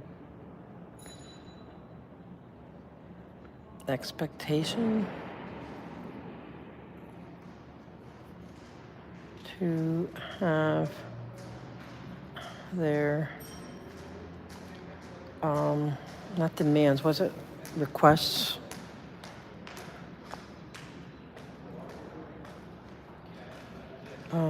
fulfilled.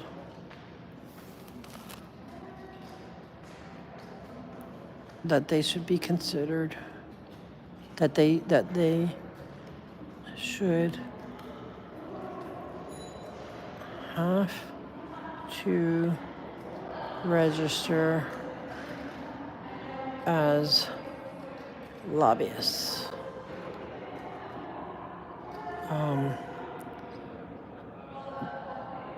Thank you. Well, yeah, okay, that's it.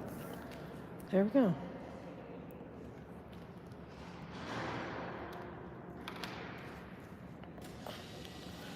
Okay, I'm done. Thank you. Just like to do my updates since I'm here. Thank you so much. Thank you. And you said talk to her about CPRA request. CPRA, yes. What about trying to meet with the representative? Because I don't know if they're actually getting, like, I'm not saying that you're not putting it in, but I'd like to find out if they're actually hearing the feedback and the concerns and questions I have. 'Cause I haven't heard from anybody. I can always connect with the correspondent to see if he's receiving all of your feedback And Yes, because I have not yet ever once gotten any, like, we got your info, or thing, or, can we, would you like, or answer any of my questions or concerns, like, never, not once. yeah, So, okay. If you want, I can go ahead and check in with the correspondent and let him know, hey, just flagging that she's wondering whether her comments or concerns have been received, and if somebody would be connecting with you. please, yeah, and if they could answer questions, because I submit them all the time, because, I don't want to keep doing it, but like after all these times, you would think they would talk to me, Right, yeah, okay. Thank All right, you. I'll go ahead and do that. Perfect, thanks. Okay, guys. Alrighty, I'm gonna go ask. She gets bugged up about the camera, so I'll be like I'm not. Hello. They sent me in here for how to do CPRA requests. Oh, you need to send an email to our legal team? You want me to give you that email address? Huh? You have to send an email to our legal team. Okay. Want me to give you that email? Please, yes, thank you so much. Sorry, so that's. Yes. And you just send your request to that email, and like you just ask them what you want? Yeah, so you have to send them an email, give them as much detail as possible. That way they can review it and get back to you as soon as possible. Okay, This is great advice. thank you. President. Bye. Oh, would you be able to tell me the name of the rep for District 13, for the mayor's rep for District 13, and put his contact information, or is that possible? I cannot tell you what person will be completing the. Oh, no, that's separate, I know, the CPR, but I mean a different question, not the legal rep, I'm sorry, I didn't mean it like that. You know how the mayor sends out reps to like the different neighborhood councils? Would you? Oh, like an area representative? Yes, would you know who the area representative, thanks for the title, does it, for Council District 13, and if there's more than one, who would it be for East Hollywood? CD 13, East Hollywood Neighborhood Council, and also for Central Hollywood. So that'll be David Gwen. Let me give his information, okay? Thank you. 1 second.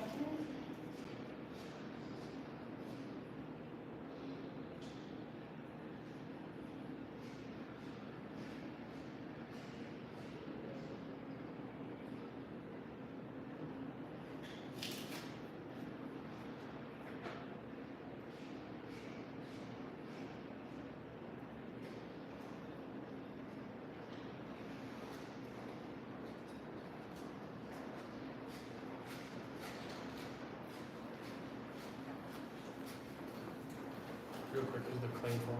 Oh, thank you so much, appreciate it. Yes? Yeah, I got it. So you got that in? Yep, so I got the, you're incorrect. Awesome. This, claim that. Did he file one too? I don't know, but I hope he does. I hope so, yeah.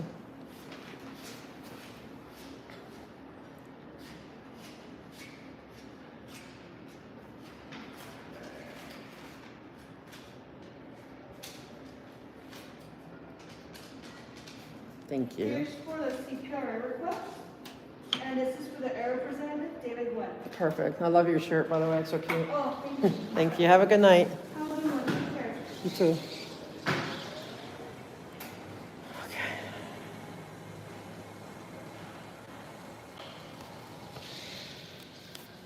You guys still with me? My battery's gone down. You guys still here? Who's the...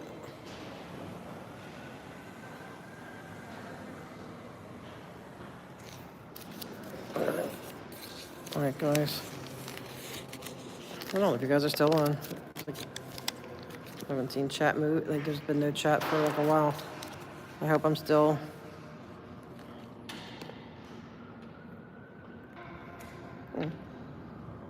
Hey, guys.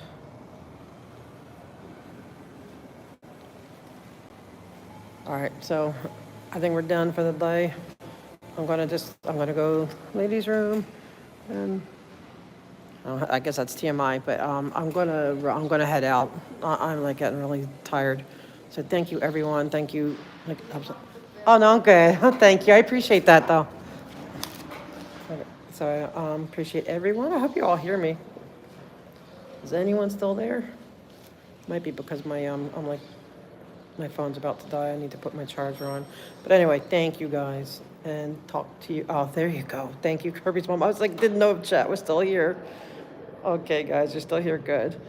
And thank everyone for coming. Thanks for the gifts. Thanks for the being here. Thanks for the support. More to come. I have more I want to talk about and stuff, but I might go on a separate adventure tomorrow. I'm gonna try. Oh, hey. Okay, Secret, how you doing? So, good to know. You undercover? But it's good to know. Thank you for letting me know. Been a crazy day, but yeah, I plan on hopefully tomorrow maybe have an excursion. We'll see. We'll see. Hi. How are you? I wanted to say hello to you, but I didn't want to. Remember we spoke? Yeah. Wait, hold on. I'm gonna get off. No, no, no.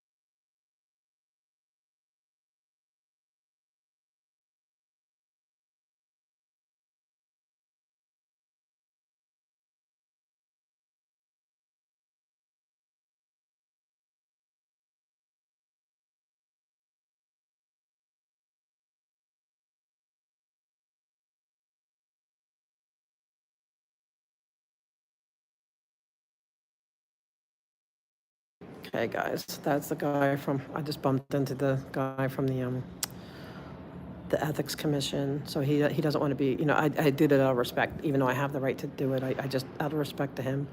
But he just gave me some. He just says I'm not gonna say what I'm gonna keep it, but yeah, it's good. Sometimes you just have these. I call them divine appointments. You don't know who you're gonna bump into. Thank you, Kirby's mom, and I thank you guys. You guys are amazing. I thank you, and we just have to keep fighting. We can't let any distractions or any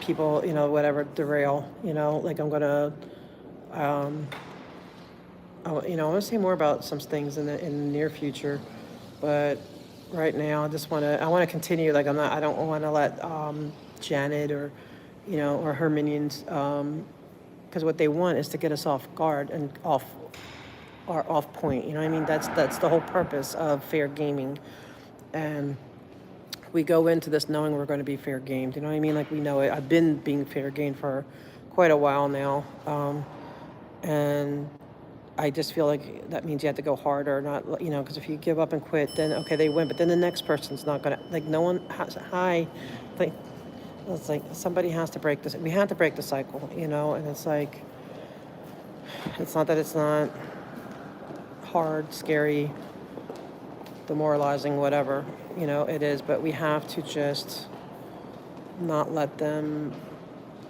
that break the people that are fighting for the right cause. We're on the right side of history. They're on the wrong side. And so, but I want to talk more about it. I have a lot more to say and stuff. I just want to keep going with my regular routine right now and keep pushing back. That's all we can do. Thank you guys, and I hope you're still here. But I know because my phone's about to die. But I'm gonna go to the bathroom and then I'm gonna, and then I'll charge it up. But thank you guys. And next meetings, I guess, are on Friday. So tomorrow's a day off, but like I said, I might be doing an excursion tomorrow. I'm not 100% sure. I might just really need the day off. But more to come, hopefully. Good Lord willing. But thank you guys. Talk to you soon.